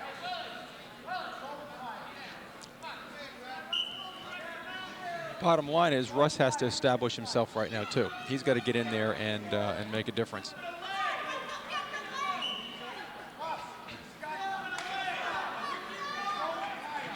One minute into this first period, 1-0 your score, the only 1 point coming on, I guess, what would be considered unsportsmanlike conduct? Yeah, it's a violation, unsportsmanlike. It wasn't an illegal hold, just unsportsmanlike conduct. You're supposed to follow the official's directions and adhere to what he says and respond quickly. And especially when you're out of bounds, because the other fellow is expecting you to stop and let you go. And it really, you relax and suddenly you find yourself on your ear. And that's very dangerous. A lot of movement around the mat. These guys have spent more time out than on the mat. Yeah. John Stawinski has not called stalling a lot on their feet. In fact, I recall only one that he did in an earlier bout. So he's letting them push and shove and drag each other around and work the circle a little bit. At least at this point he is. 30 seconds to go in the first period, and that 1-0 score with Russ having picked up the points on the violation. That's what happens sometimes. Because suddenly now you've got not a wrestling match, but two kids who are looking at a street brawl here. Yeah. I'm not saying Russ did anything wrong, but you know, he's responding eventually, and if it's not stopped by an official, again, not being critical of John, right? But unless something's said, sometimes you get that little extra push, and you got a guy bouncing on his rear end across the mat. Especially with these guys spending so much time out of bounds.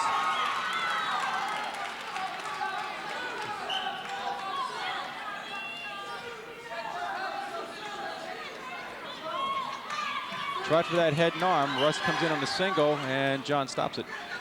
6 seconds remaining in this first period. Seems like the longest period we've seen so far is the ref having to stop it continuously. They've gone out quite a bit. Right. That'll do it. Just 1-0 at the end of the first period. The only point coming on the unsportsmanlike conduct from Will Chapman. We're at the 152-pound category. We head into the second period.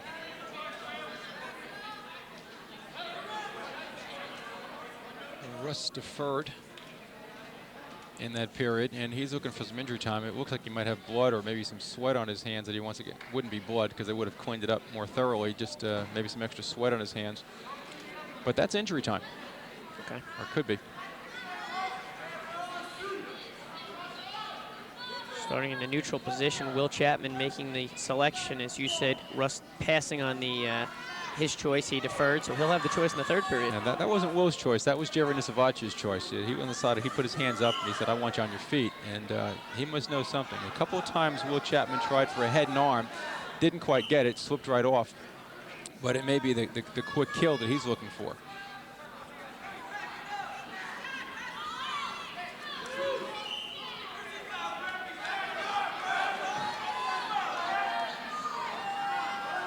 I was watching Will Chapman there. It looked like he's trying to get that right arm up to kind of stand Russ up and go for that head. Russ doing a little shrug and trying to drop in on the leg.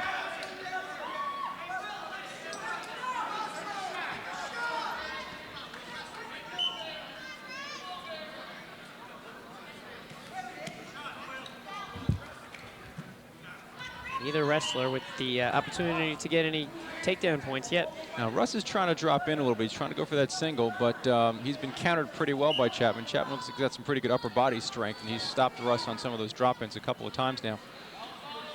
But it looks he's crossing his legs. He's not necessarily the most careful wrestler on his feet. You can see right there he's starting to cross his legs over. That's kind of a, I don't know him that well as a wrestler, just what I've seen here, but that's careless. It's the sort of mistake that could cost him in a bat. Absolutely. If Russ can get in when he's crossing his legs, knock them. We've got a warning there for both wrestlers. John Stawinski calling the stall on both of them. And on that, we get 2 points. East Brunswick's Russ Liotta. They're out of bounds, and that'll change the tenor of the match a little bit. The first takedown. Yeah, John was not happy. I mean, he saw a lot of dancing out there, and he finally did call that double stall. So they've both been warned now. The next time either of them gets warned for stalling, or the next time there's a stall that John calls, it's going to cost him a point. And yeah. Russ is signaling he's going to give him the one.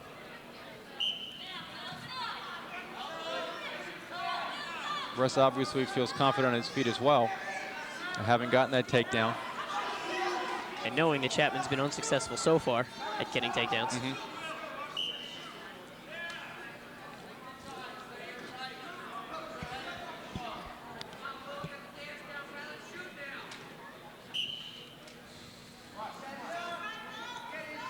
Got that single. We've got it pretty deep. Got to keep him in bounds, though. Chapman backs up. We're talking about the subjectivity of stalling. Kid backing up. Is that a defensive move that he's doing, or is he backing up to try to get out of bounds and avoid the takedown? And some referees are going to say, well, it's just he's playing defense. He's just backed up. That's his fight against his counter. And another referee might look at it and say, you're backing up intentionally, and you've been backing up, and the only reason I had to call you out of bounds is because you set yourself up that way. But now both wrestlers being a little bit more cautious, having already been warned once. The next time they are warned for something like that, it will be a point. Well, it looks like I mean, Philly certainly has tried to drive in there and tried to get the takedown. I haven't seen an awful lot of shooting yet from Chapman, though. And to be very honest, right now, the only person I see shooting is Phil. Chapman's choice now as we head into the third period. Seems as if he signaled he'd want to start in the down position. Now, Russ's choice, he deferred. If I had that correct. Yeah, Russ's choice. Okay. And he's looking for a clean us out that sweat again.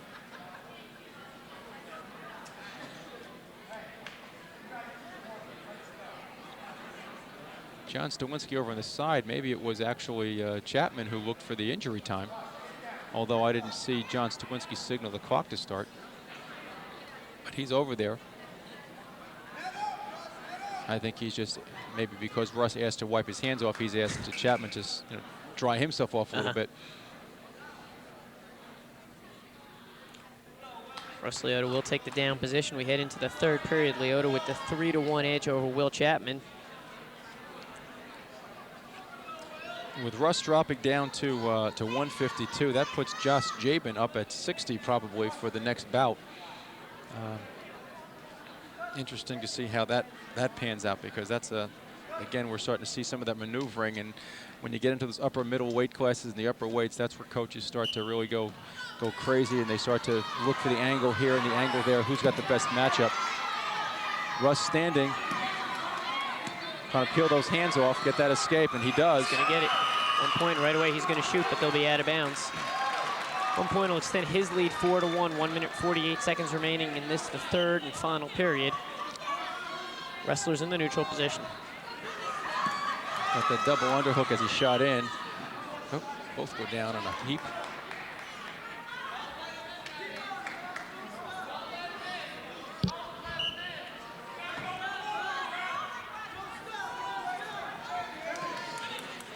Good outside single. Got to keep him inside. And he's got the 2. Liotta opens his lead 6-1. They're out of bounds once again. Certainly the longest bout we've seen so far this evening. Yeah, a lot of out of bounds, and John's letting him play it out. He's letting him work outside on the circle a little bit and stopping it and starting it, and that takes a lot of energy from a kid, because you're in the mode, you're doing something, you're going through a move, and all of a sudden you stop. So it's up and down and up and down, and that takes a lot out of you.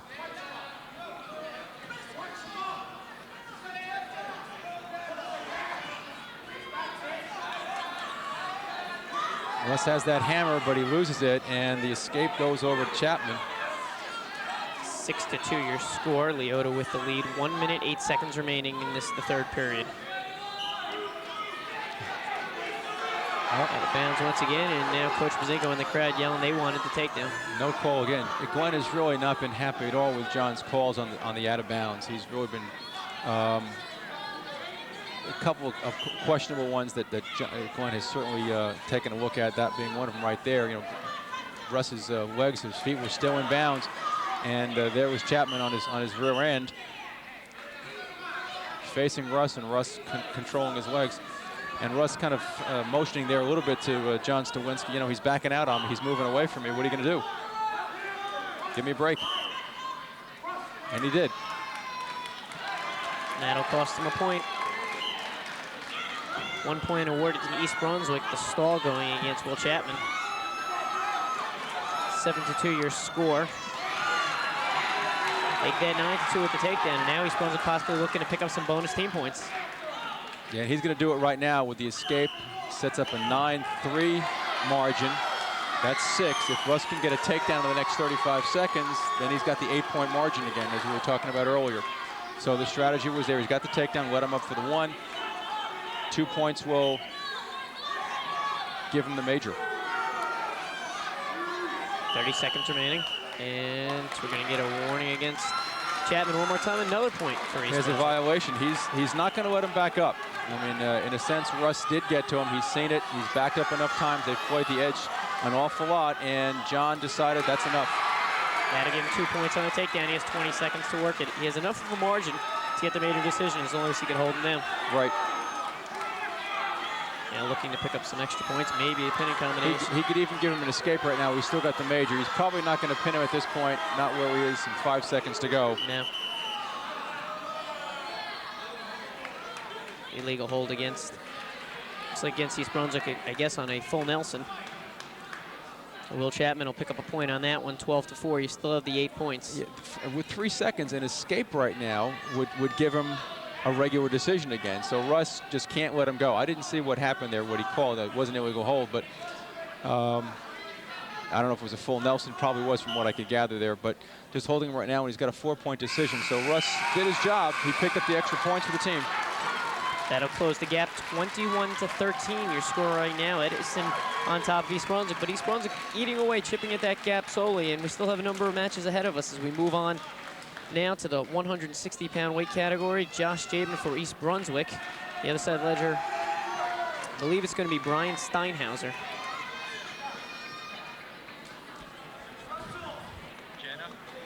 Jenna. Steinhauser.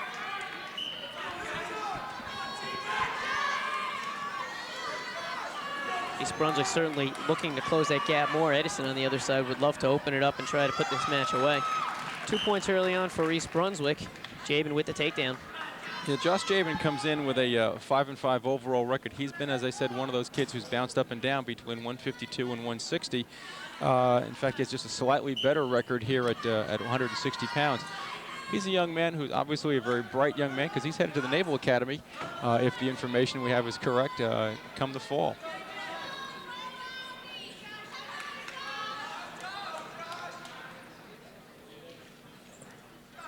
And Josh has 2 pins so far this year, and a third one right now would do wonders for the mental state of the Bears, because they really could use those extra points. And he's got that arm extended, and he's got the half one there, and he's got him. Doing a little coaching on the side. Sorry about that. Looking for the opportunity to open up his 2-0 lead. Bob, you've mentioned a couple of colleges so far tonight. Do a lot of East Brunswick wrestlers move on and wrestle at the collegiate level? They have it in a couple of cases. You've got going back a few years, Teddy Slawinski, who went to Duke, and of course Glenn Pazinko himself, who went to North Carolina. Mike Wessler, who I mentioned, went to Hofstra and wrestled. You've got Sean Daly right now, just a recent graduate, who's a sophomore at Rutgers, on the squad over there for Coach John Sachi.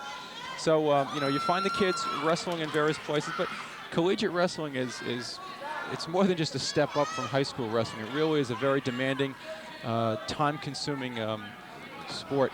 And, when you get to the collegiate level, it really is a whole different world. But there are kids who come out of here and go on, but it's the kids who think they're going to go on to, kind of like the NBA and the NFL mentality. If you think you're going to go on a full ride because you happen to have a good tournament, a good counties or in the districts, it doesn't always happen that way. Jabin holding on to the 2-0 lead. 8 seconds remaining in this first period. Trying to do a tilt there. And just rolled right through it. That'll end the first period. 2 points on the initial takedown. 2-0 your score. Jabin on top of Steinhauser. Okay. It's Edison's choice.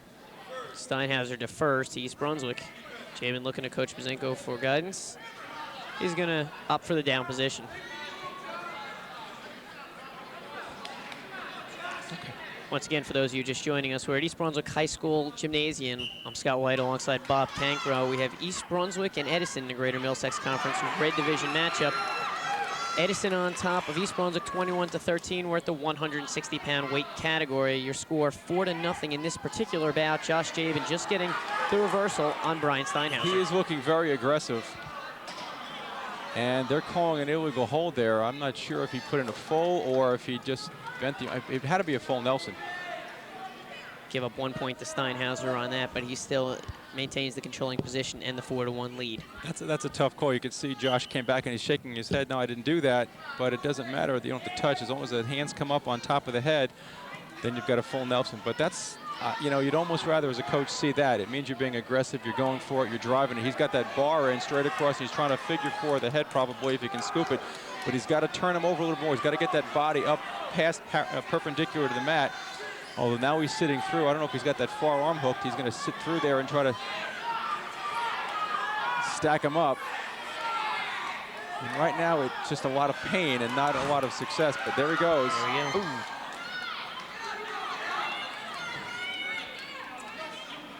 No question, Brian Steinhauser took a lot of suffering in that one as he rolls through there, and John is going to give them what? A neutral. He's going to give him a neutral. Now, they stopped the match before for the potentially dangerous move, or the illegal move that you said was a half Nelson. Would that be another situation that we were discussing earlier where there's safety mechanisms built into the wrestling? Oh, absolutely. I think as much as you can have injury, there's no question about that. It's a much safer sport than a lot of people give it credit for. Oh, Josh takes him right to his back. 2 points and With an a double opportunity underhook. now for some back points and possibly the pin. He's got to squeeze him right here, lift that head up and extend that far arm. He's a little bit too far over right now. He has 40 Although if he seconds. comes all the way around, underhooks the other side, that's it. He got it. 6 important team points for East Brunswick, and it's really a new match now as East Brunswick closes the gap to just 2. Edison on top, 21-19.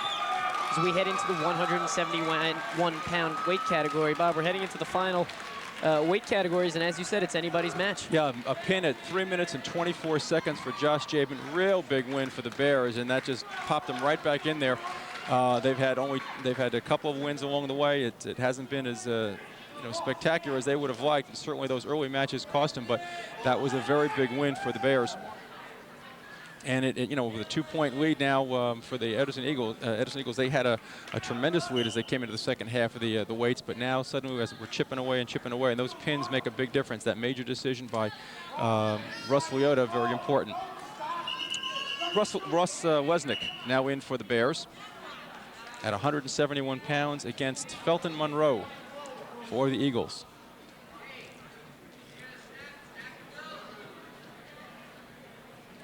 Injury time called by Monroe. Ross Lesnick has been another one of these, the weights that's been moved around a little bit. He's wrestled as high as 189 pounds over the course of the time. He's shared this spot with Ross Krasnow and Adam Greenhut over the course of the season. But coming in here, not as successful as he certainly would have liked, but a kid who gives his all. He's a senior for the Bears, has been wrestling for a few years. And right now, from the standpoint of the team, probably the biggest match he's had. Now, you said he wrestled up as high as 189. He's Right. at 171 now. Pretty substantial weight difference. Yeah, it is, but that's a full Nelson, wasn't it? That's a full Nelson. You saw it before he did, and that'll give him and that'll be a point for East Brunswick, the first point of this bout. Check that, 2 points on a takedown that I missed there. I'm Yes. sorry That's for real Monroe, quick. but 1 point for East Brunswick. It's 2-1. Yeah, you talk about wrestling up at weight, and yeah, from 71, you have to be at least 171 pounds or less to a kid who could be as high as 189, so you're giving up 18 pounds, but that's about 10% of your weight. He's got to stop it now. Again, it's going to be a dangerous move. Now, that was a clasp.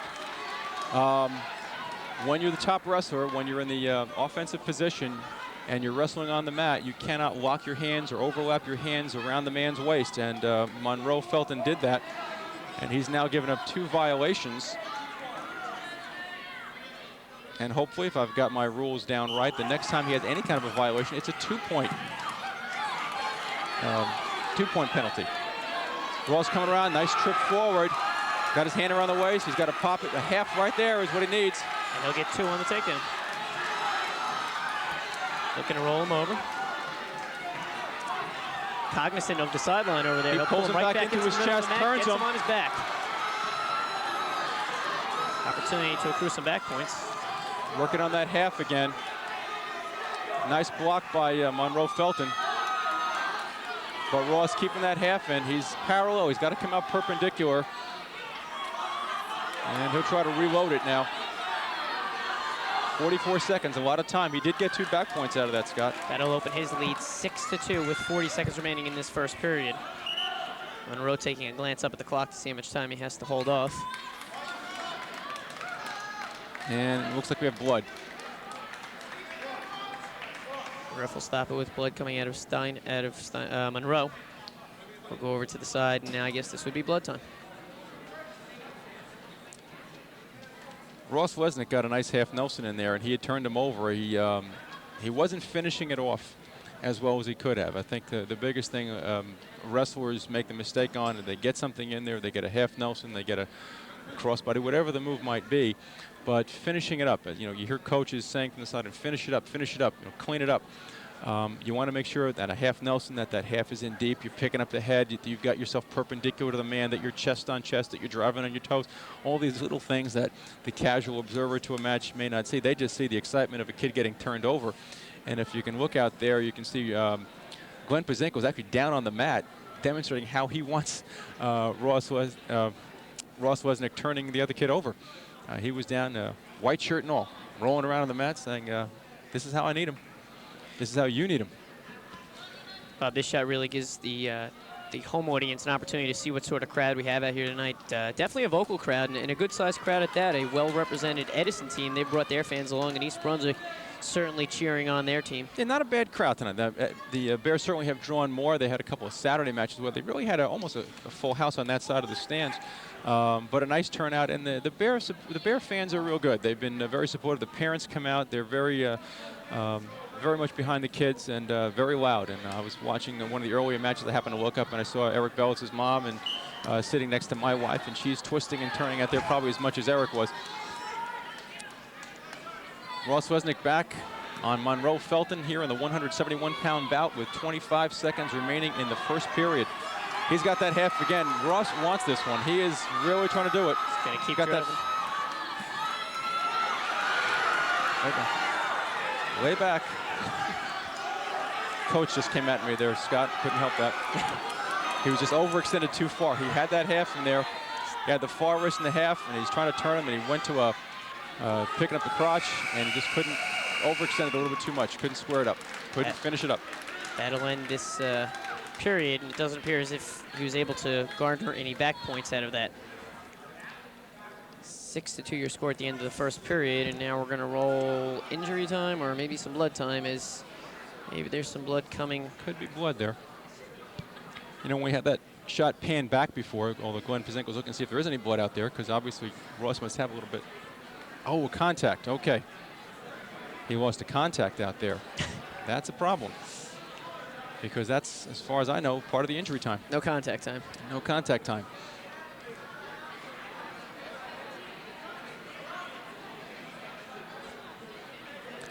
When we had that earlier shot when Monroe Felton had the blood situation, you may have seen one of the managers come out onto the mat with trainer Phil Hostler, who's one of the best ones in the state, perhaps the best trainer in the state. But they came out with the hand gloves on, the rubber gloves, the wiping of the mat down with the mat cleaner.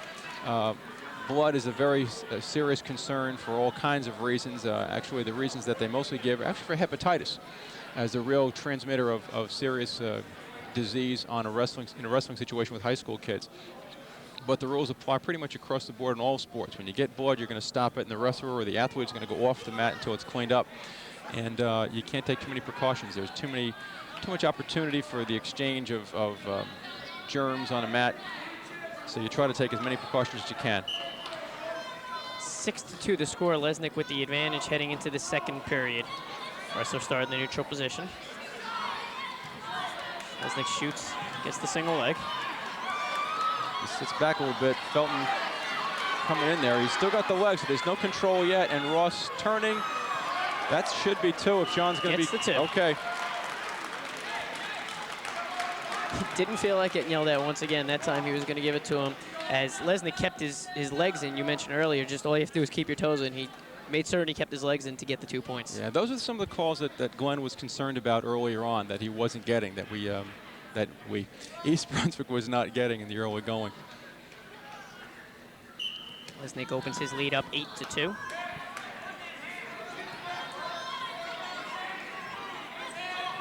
Got that near leg hook riding him in there.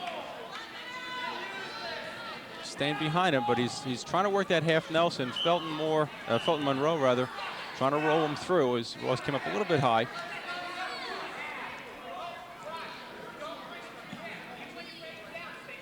One minute, 24 seconds remaining in this second period. 8-2 the score, 21-19 the match score, as East Brunswick is closing in on Edison. Yeah, 2-point difference right now in the bout, in the match tonight. And considering where the Bears were coming from, that's quite an achievement coming back on that one. But again, it is not over. We have, including this one, 4 more bouts, and it is anybody's ball game. Ross has that forearm, and he had a half. He lost as it went over, and Felton Moore has turned him.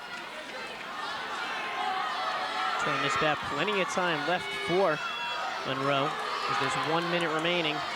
Lesnick trying desperately to fight off the pin, and he'll roll back to his chest. Not before giving up 3 back points, and that'll close the bout 8-7. Lesnick still rolls back into it, though, and he's got that cradle. Trying to fight off the pin. He's trying to kick over because he feels it's a loose cradle, and he has a lot of room in there, but it may be good enough. He's rocking back and forth, and John calls it. Tough one for East Brunswick. Oh, real tough. Closed the gap to only 2 points, but now Edison opening it right back up 27-18. He'll pick up 16 points with the pin. Felton Monroe picking up the pin over Ross Lesnick. Ross Lesnick was wrestling a really good match. He was aggressive. He went after him. He had a couple of shots at the pinning combinations. Couldn't quite finish it off. And you always tell a kid, you get a kid on his back, don't let him up, because you never know what's going to come back at you.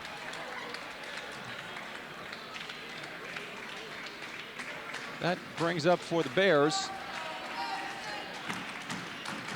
I think earlier they had announced Ross Krasnow at 189. We'll see who ends up coming out.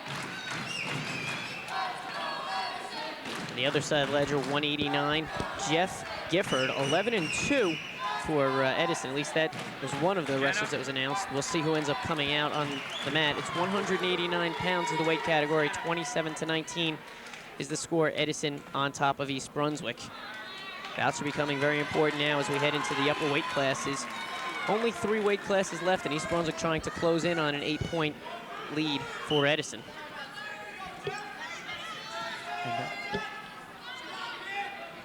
Gifford and Benson. Larry Benson coming back for the first match in several weeks for the Bears.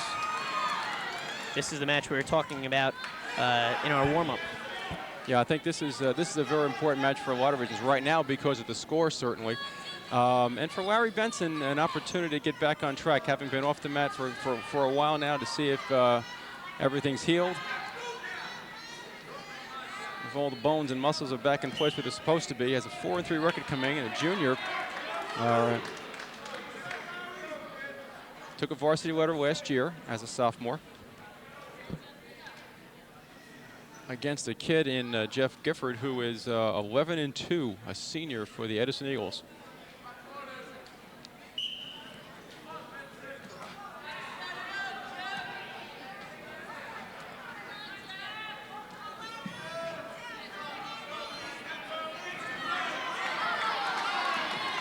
Gifford coming up, and he does get the escape as they get to neutral on their feet. 2-1 the score, Benson on top. 1 minute remaining in the first period. East Brunswick definitely can't afford to give up a pin at this point in time, because that would probably put the match away. Well, I'm just trying to do the math right now. If you come up with a pin here at make it 33, certainly, I'm not saying that Larry would, but you know, 33 to... A pin at any point in time in the next 3 bouts would put the match away. We're in trouble, yeah.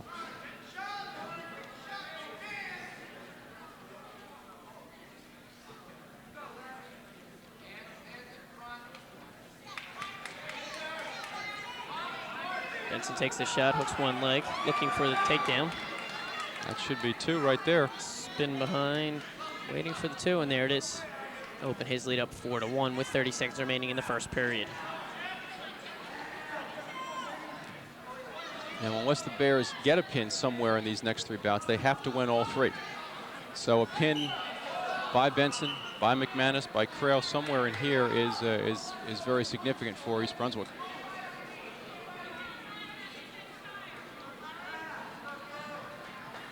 I'm not sure when Larry came back and started practicing. I know, I guess as of the weekend, they were sure he was going to be wrestling tonight.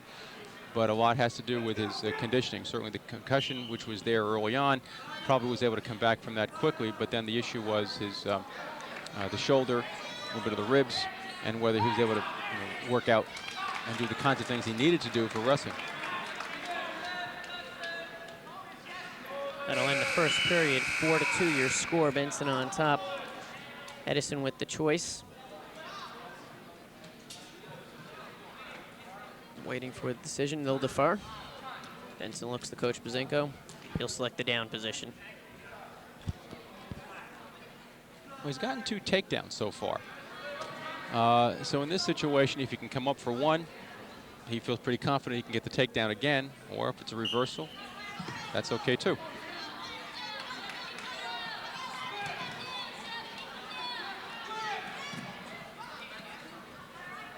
Tries to stand up. Broken back down to the mat by Gifford.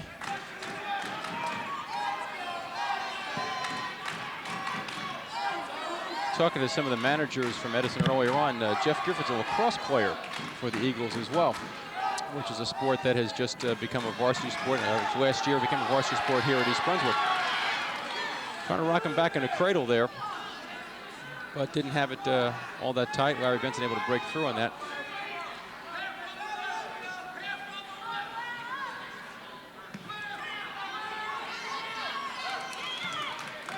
And there's the escape for Larry Benson.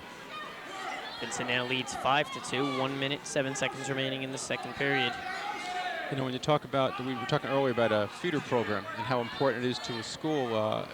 Several years ago, a fellow in town named Steve Prisco started the East Brunswick Blackhawks, a lacrosse club in town, and those kids coming along as Larry Benson gets the takedown, coming along led to the opportunity to start the varsity program here at the high school. Because to start something like that in a sport that's unfamiliar to kids at a high school level would have been almost impossible. And the Blackhawks and the people who were involved there were able to, you know, provide some of the seed money, which allowed East Brunswick and Frank Knoppenberger as the athletic director to get the program off the ground. And they certainly took their lumps last year. I think they won one game, but you know, it's a sport that, like so many other things, takes time to develop. 1 point on the escape. And right away, Gifford's going to try for the shot, but they're out of bounds. Bring it back to the center of the mat. 7-2 your score, 16 seconds remaining in this second period. I think that's 7-3 on the escape. Well, we're looking at injury time right now for Larry Benson, so I'm not quite sure what's happened here. So far during this match, it's been a back and forth, 2-for-1, 2-for-1 type of thing. Larry getting the takedown, the escape for Jeff Gifford. That happened twice in the first period, and then we kind of reversed it with Larry getting the escape, then a takedown, and then an escape again for Jeff Gifford. Which plays in nicely for Edison, because even if Edison were to give up 3 decisions, as long as they only gave up 3 team points in each one, they'd still be able to win. So if nothing else, they want to keep these scores down and prevent the pin.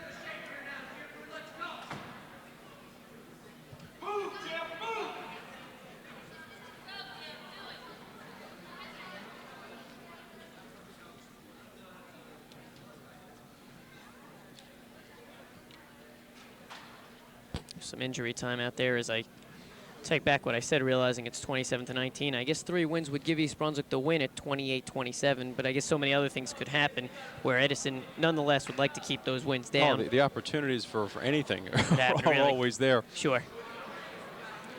16 seconds remaining in this second period. Injury time, I'm not even sure which way it went, but I think it might have gone both ways. I think they both took some time in there, but a lot of little nagging things back and forth for these wrestlers tonight. Larry in there with a nice duck under into the single. He's got to keep that leg under control. 8 seconds. Got to finish it off right here. A quick 2 would be nice. not going to happen. That'll end the second period as we go into the final period. 7-3 your score. East Brunswick in control. Benson opting for the down position, it appears. Jeff Gifford should have choice here. And Gifford's going to take it away from him. He deferred in the second.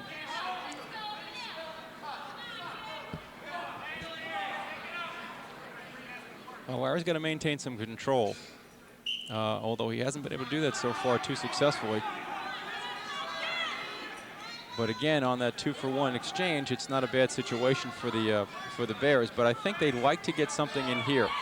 You know, a win by Larry would be significant because it's his first time back in several weeks. But at the same time, if they can pick up the 6, that'd be a real big plus. But against a kid like Jeff Gifford, it's not going to be an easy task. Right. We're certainly at 11-2 right now, even if he should lose tonight. If Larry should continue and maintain this lead and hang on for the win, Good roll through by Larry. It was a nice move by Gifford.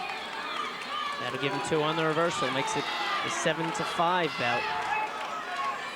Now Gifford, as I was starting to say, to continue that, Gifford's probably going to have a pretty decent seed come to counties next week with Piscataway.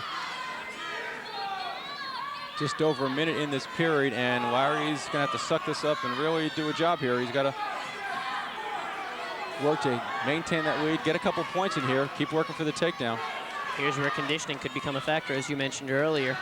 Benson had to practice for some time, and now we head into the final 45 seconds of this third and final period, holding on to an 8-5 lead. And he just got that escape, which is a little buffer he's got. But you know, he's got to do the job now. East Brunswick is usually in pretty good condition. John Mooney works him pretty hard at the end of practice every day. But it still comes down to what an individual kid can do. And Larry, in all honesty, looks a little bit tired. He's a strong kid, but he, you know, the layoff has got to affect him. He's got 25 seconds remaining. Both wrestlers will go out of bounds. Remaining in the neutral position.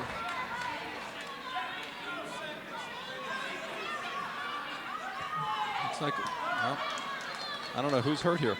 Larry's sitting over there, looks like a little bit winded, and yet John Stawinski walked Jeff Gifford over the sidelines as if he took the injury. It looks like there might be blood.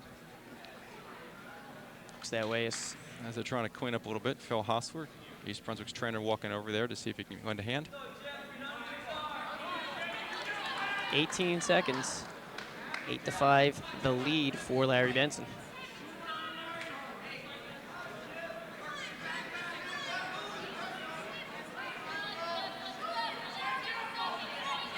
Team points crucial right now. And as you mentioned, for the development of Larry Benson, psychologically an important comeback. Absolutely. The Bears have a really tough one coming up on Friday night at South Plainfield. South Plainfield right now clearly on top of the red division. If I can just check my records here real quick. South Plainfield with a 4-0 in the division, 7-1 overall. But it should be an interesting matchup on Friday night when the Bears go there. It's, you know, again, one of those things on paper, definitely have a chance at pulling it out. And that Benson getting the 2 on takedown, reversal 2 back the other way, but that'll do it. 10-7, your final score. East Brunswick coming away with the win, and Larry Benson with the return win, improving his record to 5-3. East Brunswick closing in on the gap once again, 21 or 22-27 your score. It's got a 5-point lead right now as we go into the last 2 bouts. If the what we had at the opening was correct, we have Neil Tomeo coming up for the Eagles at 215 against Mike McManus. McManus, a junior for the Bears with 6 pins. Every time he's won, he has put a man on his back. He's 6-7. So here is something very significant for the Bears. From what we could gather in the papers and from the coaches and the managers beforehand, Edison is not necessarily that strong in these last 2 bouts, last 2 weight classes. So it's up for grabs. And it really could come down to that very last bout. Absolutely. I mean, a pin right now, for example, would put us at a tie at 27, not to read into anything. Because as we've seen already, going back to 171, anything can happen at any moment.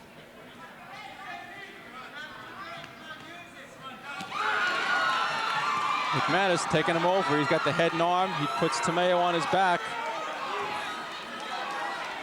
Looking for that pin that you were talking about. He's got to lean into him a little bit, pick up that head, to pop that shoulder down. He's got 1 down, but he's got a lot of time to work it, a minute 12. Time.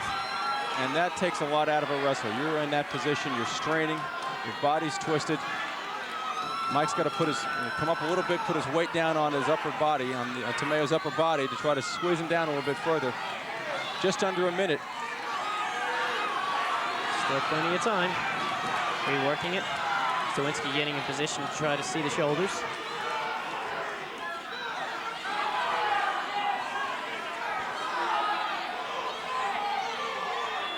East Brunswick looking for their opportunity to pick up possibly their first lead of the evening.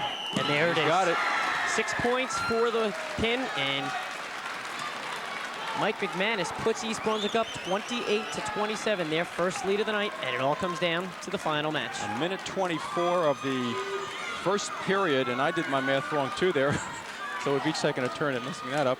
28-27, we come down to Tom Crow against Tom White. The battle of the Toms for the match. The winner of this bout will really end up deciding the winner of the match. You know, it's always unfair to put it on the heavyweights if we say it comes down to them, but in truth, you had any number of matches along the way. Before that. A point here, a point there. But the pressure is on these two fellas.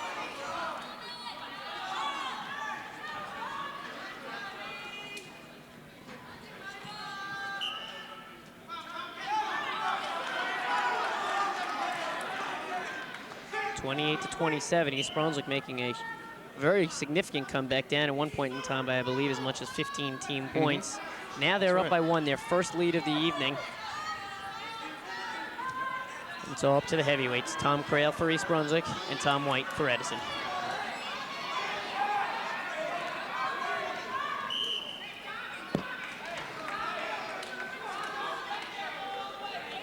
Tom Crail, a junior. Not having the best of years, but then, as we're saying, the upper weights for Edison have not been that strong either. Tom White, in his last 3 bouts, is 1-2. While he pinned in his 1 victory, he also was pinned in the 2 losses. So the whole situation, we're up for grabs, and it looks like that's where he does it. He tries to go for that drag. Good counter by Tom Crail. And that'll give East Brunswick 2 points on the takedown. Crail will try to break him down to the mat.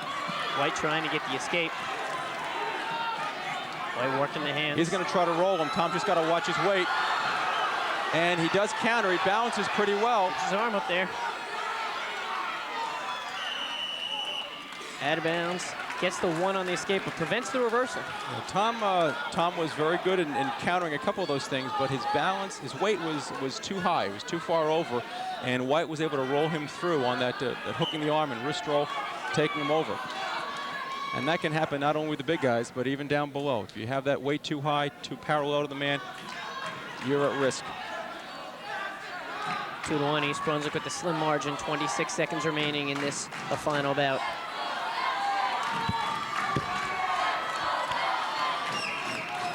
Well, we had said earlier we had a pretty decent crowd, a very vocal crowd, and those people who didn't come here tonight are missing a pretty good bout. Going for the head and arm is Tom White, and Crail counters. Didn't work the first time, won't work the second time. 2 points on the takedown for East Brunswick. They'll open their lead 4-1. Tom Crail has fought both of those situations very well. Tom White obviously trying to use his weight, trying to roll his opponent through, and Tom Crail countering very nicely, throwing his weight back, keeping it low, so it doesn't give the opportunity to get pulled through. 5 seconds remaining in this first period. Crail will try to keep him down and maintain his 4-1 lead, and Tom's he will going be to stay successful low. at that. I'm sorry, Scott. Tom's going to take lower. The kid is constantly going for his wrist. He wants to pull him through. And second period choice is going to go over to Tom White of Edison, who takes the down position, takes defense. Looking possibly to get that roll that he was looking for earlier with Crail riding up too high. Absolutely, good point. He obviously sees the situation. And Tom Crail, not wanting to risk it, is going to give him the 1 point. He's going to give him the escape. Probably a good strategy at that point. Make it 4-2. Crail still with the lead.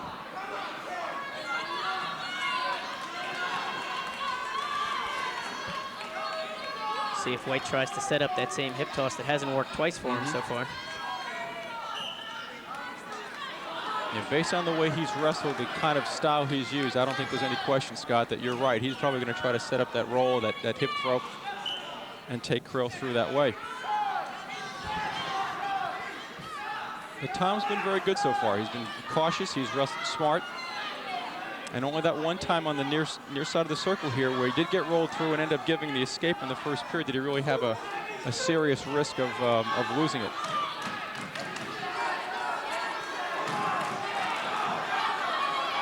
A little bit of aggression here by Tom White. Crail gets in on the single, but does not get a chance to finish it. No control yet. And even there, John Stawinski did not give him the takedown, even though they bounced up and down. We saw that earlier in the match. He's not going to give him the control yet because Tom has not gone down to his knees, although it looks like we're getting close to that. He gets out of bounds before the takedown. He's not giving him the control.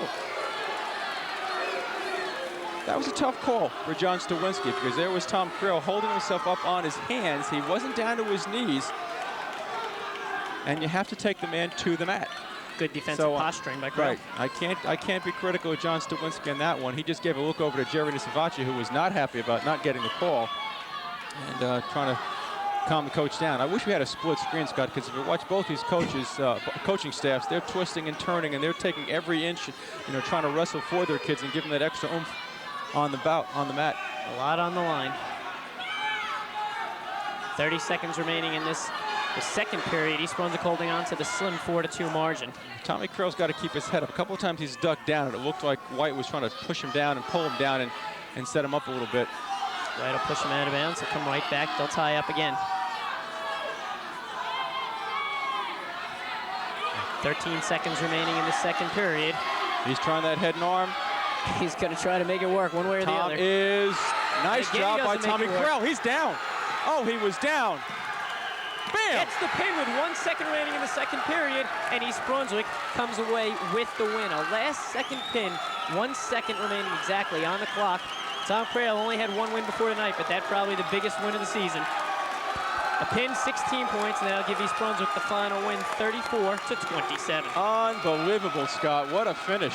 Tom Krill, as I said, has not had the best of seasons, and you hit it right there. He had only one win all season, but his second win was probably as big as any as he has seen during the course of the season. That's about as exciting as it gets, Bob. Why don't we recap real quickly what happened here? As East Brunswick fell behind early, but Edison came right. East Brunswick came back late on and came away with the win. Certainly Glenn Pazinko thought he was going to get a little more out of those early bouts. The first four matches saw losses for the Bears, dropping the first four and coming up with a 15-0 deficit.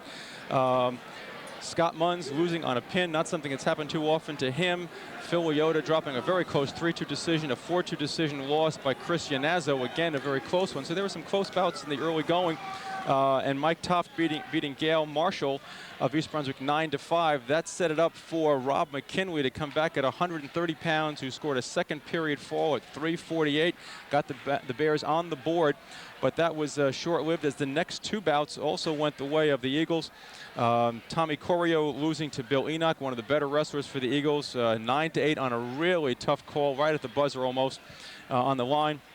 Andrew Tanchek at 140 also dropped a close 3-2 decision. So as we said in the opening, there were a lot of close bouts on paper, and they proved out here. And at one point, as you said before, the Eagles had a 15-point lead, 21-6, and then the Bears started to make their comeback, beginning with Eric Bellis at 145 pounds, who scored a 5-0 win. And what made it, was a really critical point, a win was Russ Leota at 152. Glenn Pazinko making some moves there in the lineup. Russ coming up with a major decision, 12-4 against Will Chapman, followed by a pin by Josh Jabin at 160 and 324, which put the Bears only 2 points down. Unfortunately, that was short-lived as the Eagles extended their lead 27-19 with a loss at 171 by Ross Lesnick. A tough one. He was doing very well in that match, but could not finish it up. And then the comeback by the Bears as they won the last three bouts to win it. Larry Benson in his comeback, an 11-7 victory over Jeff Gifford, a really significant win for Larry and the Bears. At 2:15, Mike McManus making the big difference, giving the Bears their first lead of the night in the next to the last bout of the evening, putting it up 28-27, a first period fall.